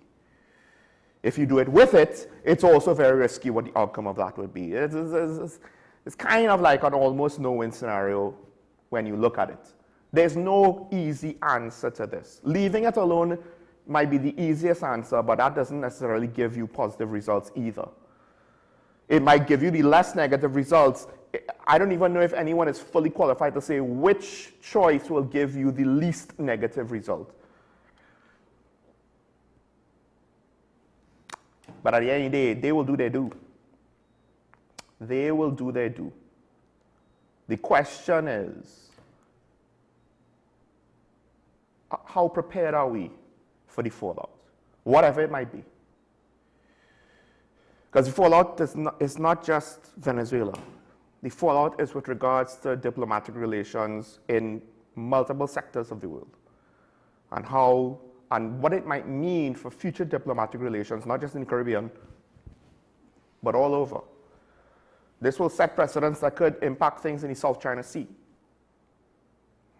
This could set precedents unintentionally that could light a fire somewhere else in the world. We just need to be ready to kind of deal with what we can deal with. I won't go into the whole our diplomatic messaging anymore unless something new comes up. I will say this though, the Prime Minister did mention in the 9/11 message that we have to, something to the effect that we have to band together to stand against terrorism. Utilizing the label of terrorist on a criminal entity is not a guaranteed good thing. I was the person that said, locally, deploying the army to help the police is not necessarily something that you want to do easily because armies are trained to break things. Police are trained, at least in theory, to protect and serve. There's a difference. And what we're seeing with America is probably the most extreme version, or at least just before the most extreme version of that philosophy of using military force to combat criminals. They can technically escalate further and do whole-scale invasion, right? But to some extent, I wonder if the Prime Minister's commentary on the matter is in part informed by the commentary on crime, because the message on crime that some parts of the civilian population of this country has given to the government of the day, whichever one it may be, is that they want a more serious approach, and that includes using our military assets, as limited as they are, to deal with the fight against crime. And to some extent, and I've said this before, but I haven't necessarily connected these two dots together, what the Prime Minister is doing could be an extension of that philosophically. Our military, their military. Just because their military is bigger doesn't mean that our military is less military. it's still a military arm of service, not a police service. It still has the same connotations, the same meanings, and the same potential consequences and downfalls. I'm not saying what the Prime Minister is doing is correct. What I'm saying is that I could understand, especially if she is surrounded by too many yes people, why she's saying what she's saying, even though I still think I would prefer she not frame things and say things like that. But it is what it is. To some extent, whether it's 1% or 99%, the people of Trinidad and Tobago, some of us, kind of did ask for something in this philosophical direction. We just have a problem with how far, perhaps, things have gone at this point. It's gone further than we anticipated. But if you let the genie out of the bag and say use military force, that's one of the things that you run the risk of. This is not a new thing. The whole US using military to intervene in Venezuela has been on the cards for years now. It's been debated and rumored for years now. Epstein have nothing to do with it if you actually follow the events of what's going on. We have Digicel on the line. Good morning, caller. You're on here. Good morning, sure. Morning. I want to talk first about, and then I'll talk to Venezuela, first about the Minister of Defense. Of Defense? Stage? Yeah. No, Homeland Security. There we go. Oh, sorry about that. That's okay. And you know my take on the TPS. It has to fix itself internally. I am of the view that I am seeing a lot of positive with the Commissioner of Police. But in order for him to meet the KPI of the Prime Minister, 6 months, he has to instill discipline and integrity within his organization. And his hands are tied from two angles, from his officers and from Police Service Commission. Now, let me explain to you. You remember, we have, before Erla Christopher was sent on leave, and she launched an investigation into a DCP. Fast forward, another investigation is launched into that DCP by this current Commissioner of Police. He has passed on the investigation to, I believe, to another DCP, right? How did the Commission, the Police Service, can help him? They haven't helped him because when Erla was being interrogated and arrested, they sent her on leave. So investigation could have continued without any hindrance. What have the Police Service Commission done? They have left DCP, I, to basically continue her work. So how awkward is that for an investigation to go on? So that is why I am saying he is being hampered, both sides of the fence. And Minister Alexander probably alluded to that. You cannot have leadership being hindered by people above and below. You will have a fragile sort of investigation. And is that happening? Because the DCPI and I will have a set of people supporting her. And remember all the people who went with her to Barbados and etc. and etc. They will support her. They will bat for her. So I agree with him. The other thing is that I want to talk about the Venezuela issue. And the fourth estate has to play. I am the fifth estate. I is an armchair person involved with calling TV and that in my view. I have seen one of the stations, one of the media, both print and electronic media, interviewing for her comments the lady who say jump the wall and deal with them. And I've seen the opposition leader interfacing with them.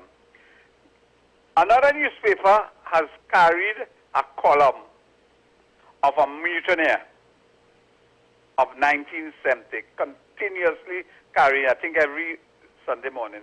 How would we feel as citizens if Abu Bakr was basically doing column every Sunday to give in his point of view. And that same columnist, remember the leader of the mutiny, he went and gave a lot of information from his vantage, and he castigated the Prime Minister. And so up another station picked it up and interviewed Rear Admiral Kelshall about what happened in 1970. And I think everybody should go back to TTT. I'm calling out TTT for that interview, where he dispelled every single thing that the columnist, his name is Rafik, has said about the mutiny. He said, where Rafik trying to soften his action at that time in Sensei. Culture said that was intended to be a bloody takeover, because they were walking into Port-au-Spain from the river with high artillery, guns, grenades, all sort of things. Somebody died. But he said that was so serious. The Americans and the British had their ships on the waters of Trinidad. So that tells you we have to be very careful what narrative we introduce to change the reality of what it is. And Richard Kelshall said he agreed with the stance the Prime Minister's taken, because he said he interfaced with a lot of the generals in the Venezuelan army in his time. And what he said, the Venezuelan generals told them, any boat coming from Trinidad that doesn't have a Trinidad flag, etc., remarking, they're going to blast them out of the water. So that was their narrative then, and that is their narrative still. And we have to take a position that, hey, we have to protect ourselves. And I'm going to juxtapose that to the CSME. You see, movement of labor throughout the Caribbean. What was the true intention? And I want to juxtapose. Was that to facilitate the Guti running with the drug? I'll go and have a nice morning. Well, it's unfortunate, because economically speaking, CARICOM could be such a benefit to the region. You have to juxtapose that by looking at bodies like the European Union and their bureaucratic failures. Because at the end of the day, think about how hard it is to get a country to move in a single direction, with unity, to unify one country. Then think about how hard it is to unify multiple countries, as Europe has found out more often than not. Because everybody has their own agenda. It's just that America is the biggest player on the block, so their agenda seems more overbearing than everybody else's, but everybody has their own agenda, right? And the Caribbean islands have their own agendas. To some extent, it's not wrong to at least give some facilitation or deference, or to focus on your nation first. To some extent, that's not wrong. That's what you were elected for. Your relations with other nations is within the backdrop of what is best for your nation. And sometimes you help others in order to then indirectly benefit. A lot of America's imperial empire, whatever, is less direct than, say, the British Empire or the Spanish Empire. They don't directly own and control things. Yes, their businesses may or may not come in, but a lot of it is also just stability and trade.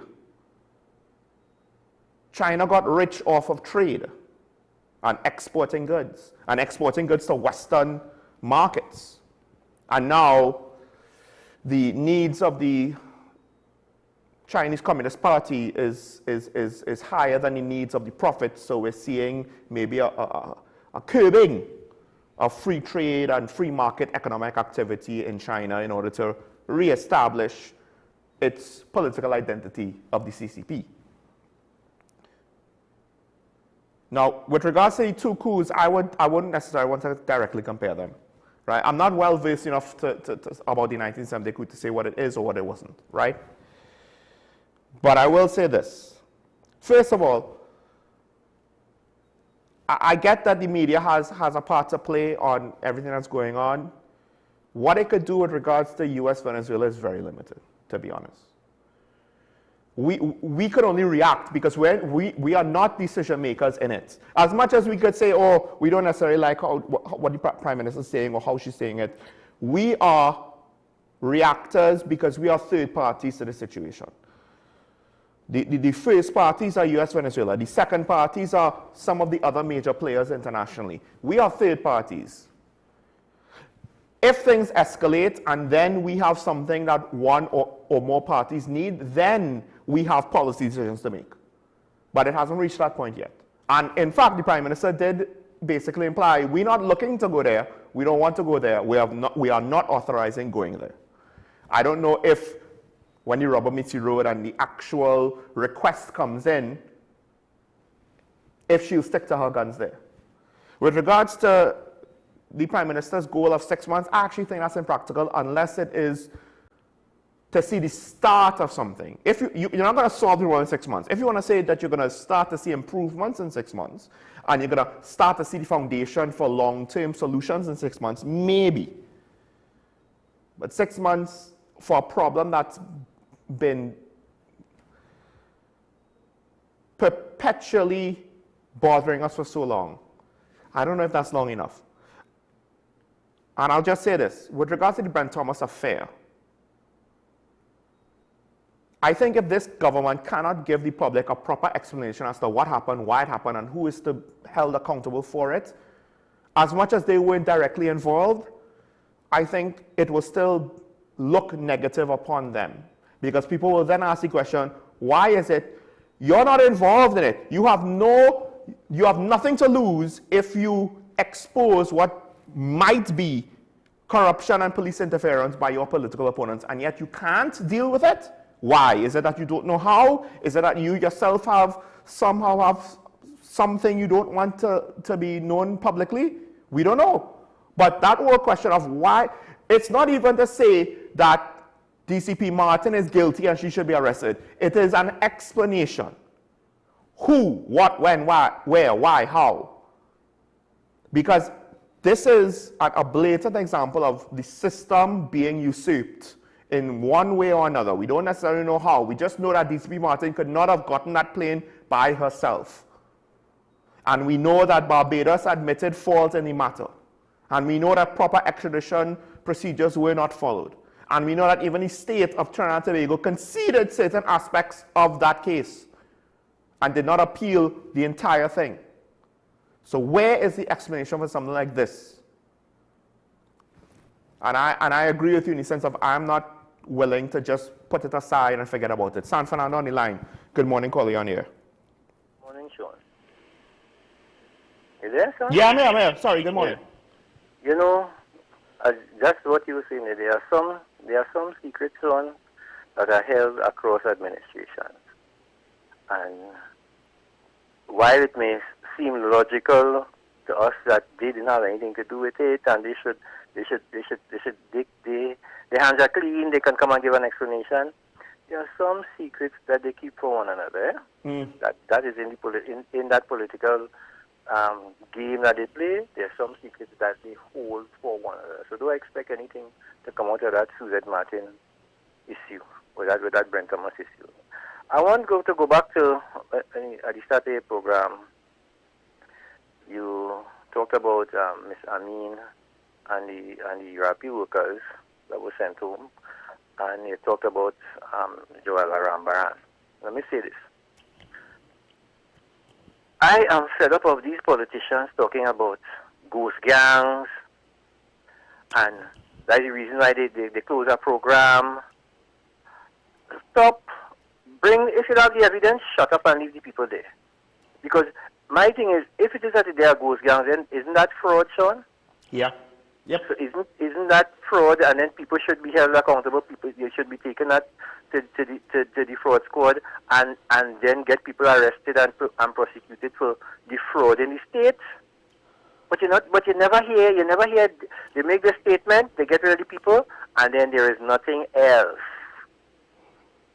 There's nothing else because they're playing the political game. Let me go back to Mr. Rambaran. Let me tell you, one of the reasons why Now remember, politicians do things, or people in authority do things, while it may be, while it may be morally correct, it may not be legally correct. Hence the reason the issue with the Chief Justice and Marshal Caesar is. Yeah. Now, in the issue with Mr. Rambaran, what Mr. Rambaran did was reprehensible, in my opinion, a lot of the business community, where he actually made them publish a list of who was getting foreign exchange, down to businesses.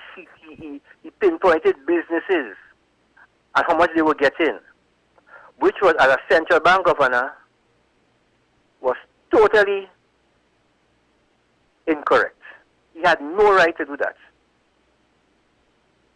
But at the time, because there has always been this thing where some people say they ain't getting enough and whatever, so he published this list, and this was a strategic list there. To single out companies. And that was the catalyst when the PNM came to remove him. Because central bank governor have no right to do that. While it was morally correct to remove him, legally they forced him out, so okay, when he gets some money. And this is the issue when you have these government appointees. When the government appoints somebody, they get rid of somebody and they appoint somebody else, and then they try to show favor with their side. Hence the reason, and now because this purge is taking place by this administration, because it is a purge. Yeah. And it is the same thing that they did when they went there in 2010. It's the same thing that they did. And I am not. People need to understand. You don't need to give them no honeymoon and that kind of thing. You come to govern. You've been there before. You know what you're supposed to do. You know what you're campaigning on. Don't come on now and revert to the same stupidity that you did before. Come on, man. Yeah. You're playing with people's lives. And that CPEP thing, you let me say this last thing you mentioned. You talk about CPEP and those, and the salaries that they get, and the salaries are not big. So let me tell you something. There is a segment of the population in this country that the state sees about, and I'm talking about across the board. And they work in and the people that are responsible for employing these people are the regional corporations and CPEP and URP. Those people, if you understand how a regional corporation in an area, how the employment that they provide and how that employment carries the community. It may not be large salaries shown, but these people are able to survive and to eat whatever else they do, and to see about the family in a particular way, and all that is because of the state coffers. So that is because we have a serious social issue in the country where we have a lot of underperformers, and some you just can't leave them, as you said, to not be part of the labor force, and then they have a serious problem with the labor force participation rate. So they do human service in those regional corporations, and irrespective of which side, which political party runs the corporation, it doesn't matter. They do so much work for the community, and this is where I'm going to sound the horn again against the people that profit the most from the state, those big businesses that are only buying and selling and not wanting to take some of that money that they have. If you listen to Larry Hoover and talk about how much money that they have in the banks now, how much US dollars, and take that money and seriously invest it. Okay, you all became wealthy, extremely wealthy off of the state because of the system of the state. Put some of that money back into businesses that can employ but earn foreign exchange and change and diversify the economy. They can't be waiting on the state all the time, and that's the problem. The state. And if you look back in history, check from 1962 to now, and across all the states and all the governments, Pandy, Kamna, what you call them, Robinson, the state and the PNM, the state has tried its best to diversify this economy in Ocean. All the different things, all our shipping business that we had, we had so many things, but the state can't run everything. This is not a communist country. Yeah. Or a socialist country, and that is the problem. Where those countries where the state runs everything. The state started things in this country and expect people to pick it up, and they have not rose to the occasion because it was easy for them to get foreign exchange. So all they became is traders. Yeah. You have a good day, my brother. Thank you, caller. I can't discount that. I can't discount that at all, because that is essentially one of the ways you get Dutch disease, right? When everything is sacrificed at the altar of a high profitable resource extraction and refinement, like with fossil fuels, where there's a lot of money in that. So, it's better to go in that direction than to seriously build up large-scale industries in other ways. I wouldn't say that the government tried its best to. I wouldn't necessarily agree with that. It comes back down to one thing, the lack of subtlety. You could change out the people for the other people, but don't make it so blatant. Don't be so abrupt, right? Because then you just, it's almost like if you don't even care if people know the nonsense that you're doing. It's like you're basically saying, hey, you see the nonsense we're doing? We don't care that you see it. We don't care that you see it because we time now. We untouchable right now. 5 years, we untouchable. You ain't moving us from nothing. That's one of the things that, one of the ways it can come across. But also subtlety in the sense of, yes, it's not just for the government to make industries, but rather the subtleties of how to know how to support industries and to encourage industries and to encourage the private sector. Some of it is the private sector being lazy or incompetent. Some of it is, there are many factors, including the factors around supply of labor that does not make, and also the ease of doing business, as well as other things. Just look at what the pig sellers, the pork sellers had to say about the government and the lack of support in managing that outbreak that doesn't necessarily harm humans, but as they pointed out, we had to do the research ourselves. The Ministry of Agriculture, Health, nobody was telling us nothing. The government was not leading the way to treat with this issue, which is, to some extent, a public health scare due to a lack of information, not because of an actual risk to people. It's things like that. It's knowing what a government should be doing to support industries, as opposed to trying to start it themselves, like building another hotel. That's what they do with tourism. We see the inability to fully understand their role in tourism because they think their role is to build another hotel, as opposed to what do we need to do to allow the industry to succeed as a government, not as a stakeholder with ownership in the industry. Clarkson, be on the line. Good morning, caller. You're on the air. Yeah. Morning, caller. Yeah. Go ahead. Mute your TV. Yeah, morning, Sean. Morning. You see that contribution what that guy made there just now? He make a wonderful contribution. You understand? And you see the things that we have so many rich people in this country who had get rich and famous through the same government, through the same PNM government that they don't like. But they don't want to share nothing. They don't want to give back nothing. They continue to just want. They're just greedy. And this is what we have in the country, is a lot of people who just greedy. Now look, the first set of people should destroy is the CPEP, the URP, forestry, and all kind of thing. We have so much of corruption in the judiciary, in the police force. How come she interfere with them? You understand? These people not getting $100,000, they getting millions of dollars. You understand? But she won't interfere with that. You understand? Because majority of people look like she. So give them millions. That's the kind of level of conspiracy what happening to this country. And a lot of people don't know these kind of things, so they continue to get used, abused, confused, and then refused. This is what's going on to the system here. You understand? But so be it. The same thing when they're coming around and talking about now that they don't have money and they don't have this. The last government was telling them the same thing. And they tell them if they're going to get 10%, they're going to be at home. Right? And so said, so that. It's because they're gullible. They don't like to listen and they run into the trap.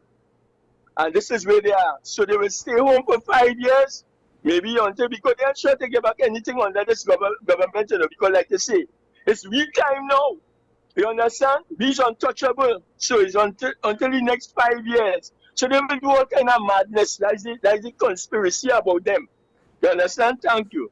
Thank you, God. I just want to reiterate, when I said that, I didn't say that to say that is exactly how the current government thinks. I'm saying their heavy-handed approach can come across that way, can be perceived that way. Here's the thing, though. I understand to some extent Trinidad and Tobago is not a good investment, unfortunately. Part of it is the whole ease of doing business and the difficulty of getting your money out. And there's a whole host of reasons why Trinidad and Tobago is not necessarily a good investment. Availability of skilled labor, etc., etc., etc. It depends on the field. It depends on your business. But to say you want to start a new industry is unfortunately not easy, because then, of course, potentially the education system is not always going to facilitate your labor needs for skilled workers in certain fields. And then, of course, your money will be stuck here until the foreign exchange situation is resolved. Now, the foreign exchange situation can resolve if we are able to develop industries for export that does not require imported imports. That would be to some extent complicated on a long-term project. So I understand to some extent what the business people are doing, but the flip side is, as has been pointed out, it's not as though these are business geniuses that know how to build businesses. They know how to buy businesses. They know how to invest their money, but to say that they know how to build something to profitability, that is a different question, particularly since a lot of the business that are the giants in Trinidad and Tobago right now, it's not as they were started up in the last 5 to 10 years. They came from, they have a much deeper history. And many of the founders and the people who worked hard to make it what it is, they're still there. They're still the ones calling the shots. And do we have more people like that? We're in a harder environment because we're more developed, so the market has less free capacity for new businesses to just find customers and find revenue, right?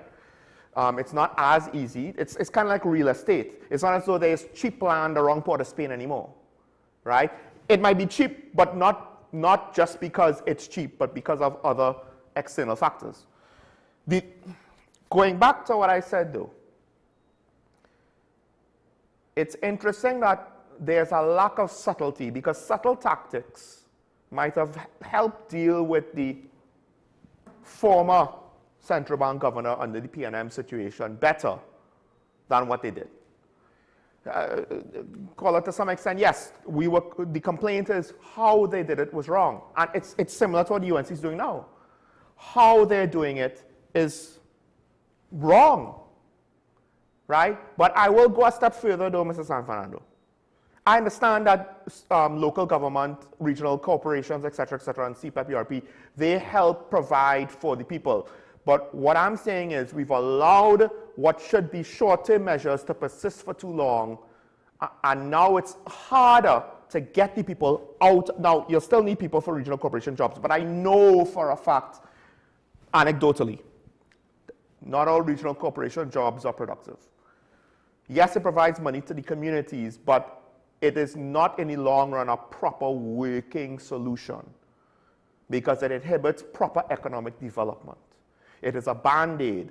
But if the cut is never going to heal and you keep putting a Band-Aid on it, you're going to run the risk of infection sooner or later. You're going to run the risk of gangrene, and then you're going to run the risk of amputation. If the UNC didn't do it, somebody else would do it, because we can't necessarily afford it like how we used to. Social, I know the social dimension is always going to be a dimension for government employment, but it should have its limits, because if it's not practical, the expense to the country and the opportunity cost of those resources might be too severe. And it might literally be a case where the people do not realize they are cutting off their nose to spite their face because they could have been better off if proper economic decisions were allowed in the long run, so that there will be a bigger pie for everybody to get a bigger piece. Sound one on the line. Good morning, caller, you on here. Caller, good morning. Morning, Sean. Morning. But the place looking just like Haiti just now, boy. I wouldn't go that far, caller. I'm not. Again frightened, boy. Again frightened. Because 1 minute, the country ain't have no money. Like Kadisha Amin say, the next thing, she had to look for money now to pay all the different parties that gang up with her to form the government. Make them take off their clothes to put on yellow clothes, just to say UNC win, when we know better than that, and send all these people and them home and looking to send more poor people by. The same people you may come down by Hyatt and wear CPEP jerseys off the job to quarrel about something some years ago. What madness is this, Miss Vicessa? Good morning. This is first national talking to you here. We group already looking out to see if them Americans would have come here to attack Venezuela. But watch it. Thanks to the hard work of your ancestors, you all are the second 1% in this country here. Remember that. Do not forget that. Stop running this little island here off a hate to the PNM that have only the richest, second richest. I'm begging you, lady. When you get up in the morning and you're coming down to town, look at that northern range, the whole of the northern range set like biting ants, you know. All right. John, you have a good day and watch the road mad too. Yes. Okay, brother. Thank you, caller. Yeah, I think my blood pressure spiked too high on Tuesday just because of driving. in traffic. I had to be in traffic, and that was I had to drive outside of my previous normal commute for the last 4 years, and that was, I have to be willing to retain my peace a bit more. It is what it is. But, I mean, there was the flooding that happened in Port of Spain. Heavy rains, I think, in the last 2 days, right? To some extent now, perhaps, as much as I and all applauded their efforts for flood mitigation in the first few weeks or the first month of their time, now we kind of get to see, hey, how much can you actually do with the constraints that I have acknowledged for the PNM, I'll acknowledge them for the UNC. How much can you actually do? Because the whole point, as I said, it is fine to complain about the PNM's management. Yes, they might have a lack of resources or limited resources. We could complain how they use that. Same thing applies here. And with regards to the money, this is why when the president of the PSA, if my memory is correct, it's either here or OWTU, one of the union leaders announced, I think it was the 10% promise. I don't believe, I could be wrong, but I don't believe it was actually done initially by a member of the UNC slate. I thought immediately that is a tall order. That is a tall order to ask for. That might not be practical at all. And the cost to the nation might not be fair to the rest of the citizens. Because at the end of the day, there are many people in the private sector who's like, wage increase? What wage increase? I am on 2010 wages or what have you. There are some businesses that have not increased their prices since before 2010. And then there are other businesses, even if they did increase their prices, they had to drop their prices post-COVID. But somehow the government is expected to have wage increases like clockwork, as opposed to addressing things to limit inflation as much as possible. Of course, I'm oversimplifying what is a much more complex situation, so please forgive me if there's avenues or aspects I'm not speaking about it. But yes, certain unions want their 10%. And the question is, If we can't afford to pay back what was an immoral property tax, an unjustified property tax, and we can't afford to give refunds for that, which will be a one-time thing, how are you telling me we could afford a 10% wage increase, which will be a perpetual thing from whatever it is negotiated for until whatever the time period is? Because usually the time periods are not this year, not next year, but sometime in the past. So then there's also the implication of back pay, as well as, again, like I said, moving forward in perpetuity. This wage increase will be there.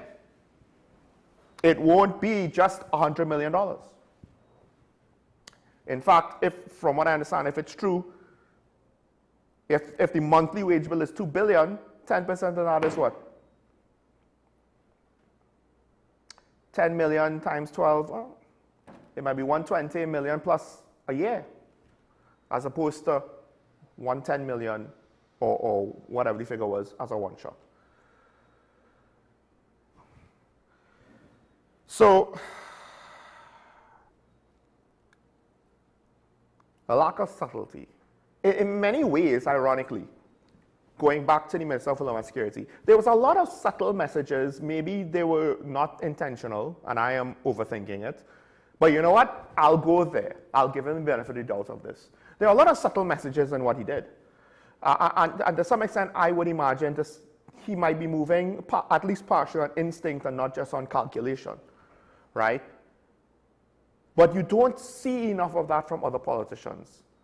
And this heavy-handed approach, and like Mr. Sanford said, okay, show us the evidence of the corruption. Otherwise, what you're doing might actually be illegal. You need a legal justification for these things. Now, maybe the way how the contracts are set up, they don't. But then you still need to account for these decisions. That's what accountability means. Everyone suspects there's corruption, but when it comes to actually implementing policy, you have to prove it. You could say it. You could say it in the context of something should be done. But then when it's time to actually do the thing, you actually do have to have all your ducks in a row. And if you can't, be prepared for the negative fallout of that. I don't know if they are. It's very funny how a lot of politicians are just not prepared for the negative fallout of what they do, which I find is interesting, because then I need to ask exactly who is advising you, or really and truly, what is your actual political acumen?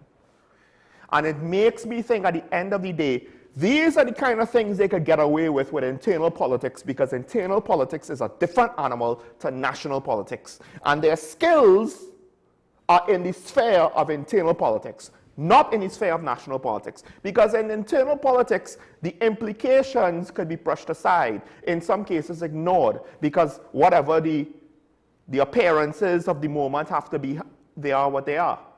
But in national politics now, you have, the population is 1.4 million people. You have potentially 1.4 million perspectives that you have to satisfy. It's not like the internal thing where you only really have to worry about certain key people. And once you have them on your side, you win. And that's why I think most of our politicians really don't understand national level politics and their job. At times they might look brilliant, because at the end of the day, one of them has to win. That's the trick of it, right? The PNM or the UNC has to win, right? It's not as though when they lose, they go into the ether. So of course, when one of them wins, they will look like a winner. They will look like a genius. They will look brilliant. But to some extent, that reputation is by default. You prove your genius with your actions when it's time to implement policy. But the fact that there's a lack of awareness on what the public will and will not accept is incredible to me, and at the same time, not surprising. It's just one of those weird juxtapositions, self-contradicting things that leaves me wondering, as the last caller pointed out, how close to Haiti are we really? Because technically we have warned about that being a potential endpoint if we are not serious about our country. But at the end of the day, It all comes back to this. You could blame the politicians for their decisions, but you have to be willing to blame yourselves for either voting them in or not participating or not demanding change from the other party in the last election. Everybody has a piece of the blame if this government does not work out, because everybody will have some of the fault. Everybody would have contributed to the problem. Let's not put all the responsibility on them. Let's not act as though, it's their job to deal with it, so we will wash our hands of these situations. No, it don't work so. If you are the owner of a company, you can't just blame the management for being bad and telling the debtors, telling your creditors, sorry. Well, we don't have to pay you back because it's their fault, and we fired them, so get your money from them. No, the business has to pay back its debts. We will pay for the debts that the politicians leave us in. They don't carry that with them. As some callers pointed out, maybe politicians should be held liable. Well, right now, unless we figure out a way to make that a practical law, we pay the debts. They don't. So, selecting who they are, maybe we will take it a bit more seriously next time. Because one of the things I didn't say in the last election was, to some extent, what disappointment was to see only 50% of the voter base nationally come out and vote. Because at first I thought maybe it's not so bad, maybe it's not a bad indicator, and now I'm starting to change my mind. All right, I'm being told I'm way over time, because I am way, way over time. So, thanks to the callers, and hopefully we'll have the media ambassador next week. Tomorrow we should have Afrash Ali, and tune into AM Prime for that full interview with Dr. Evan Ellis, from the Professor of Latin American Studies from the U.S. Army War College Strategic Institute. We will see you tomorrow. Stay safe. Don't forget, it's nice to be nice. Bye-bye.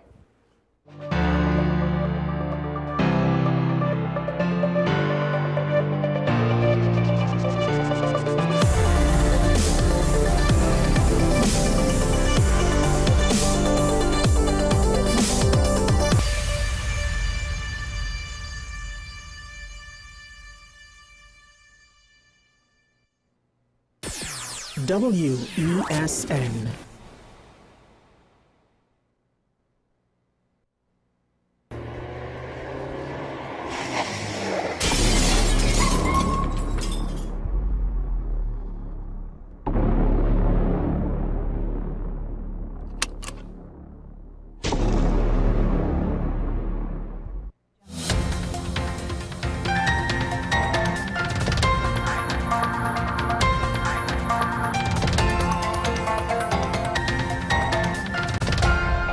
Here is your W.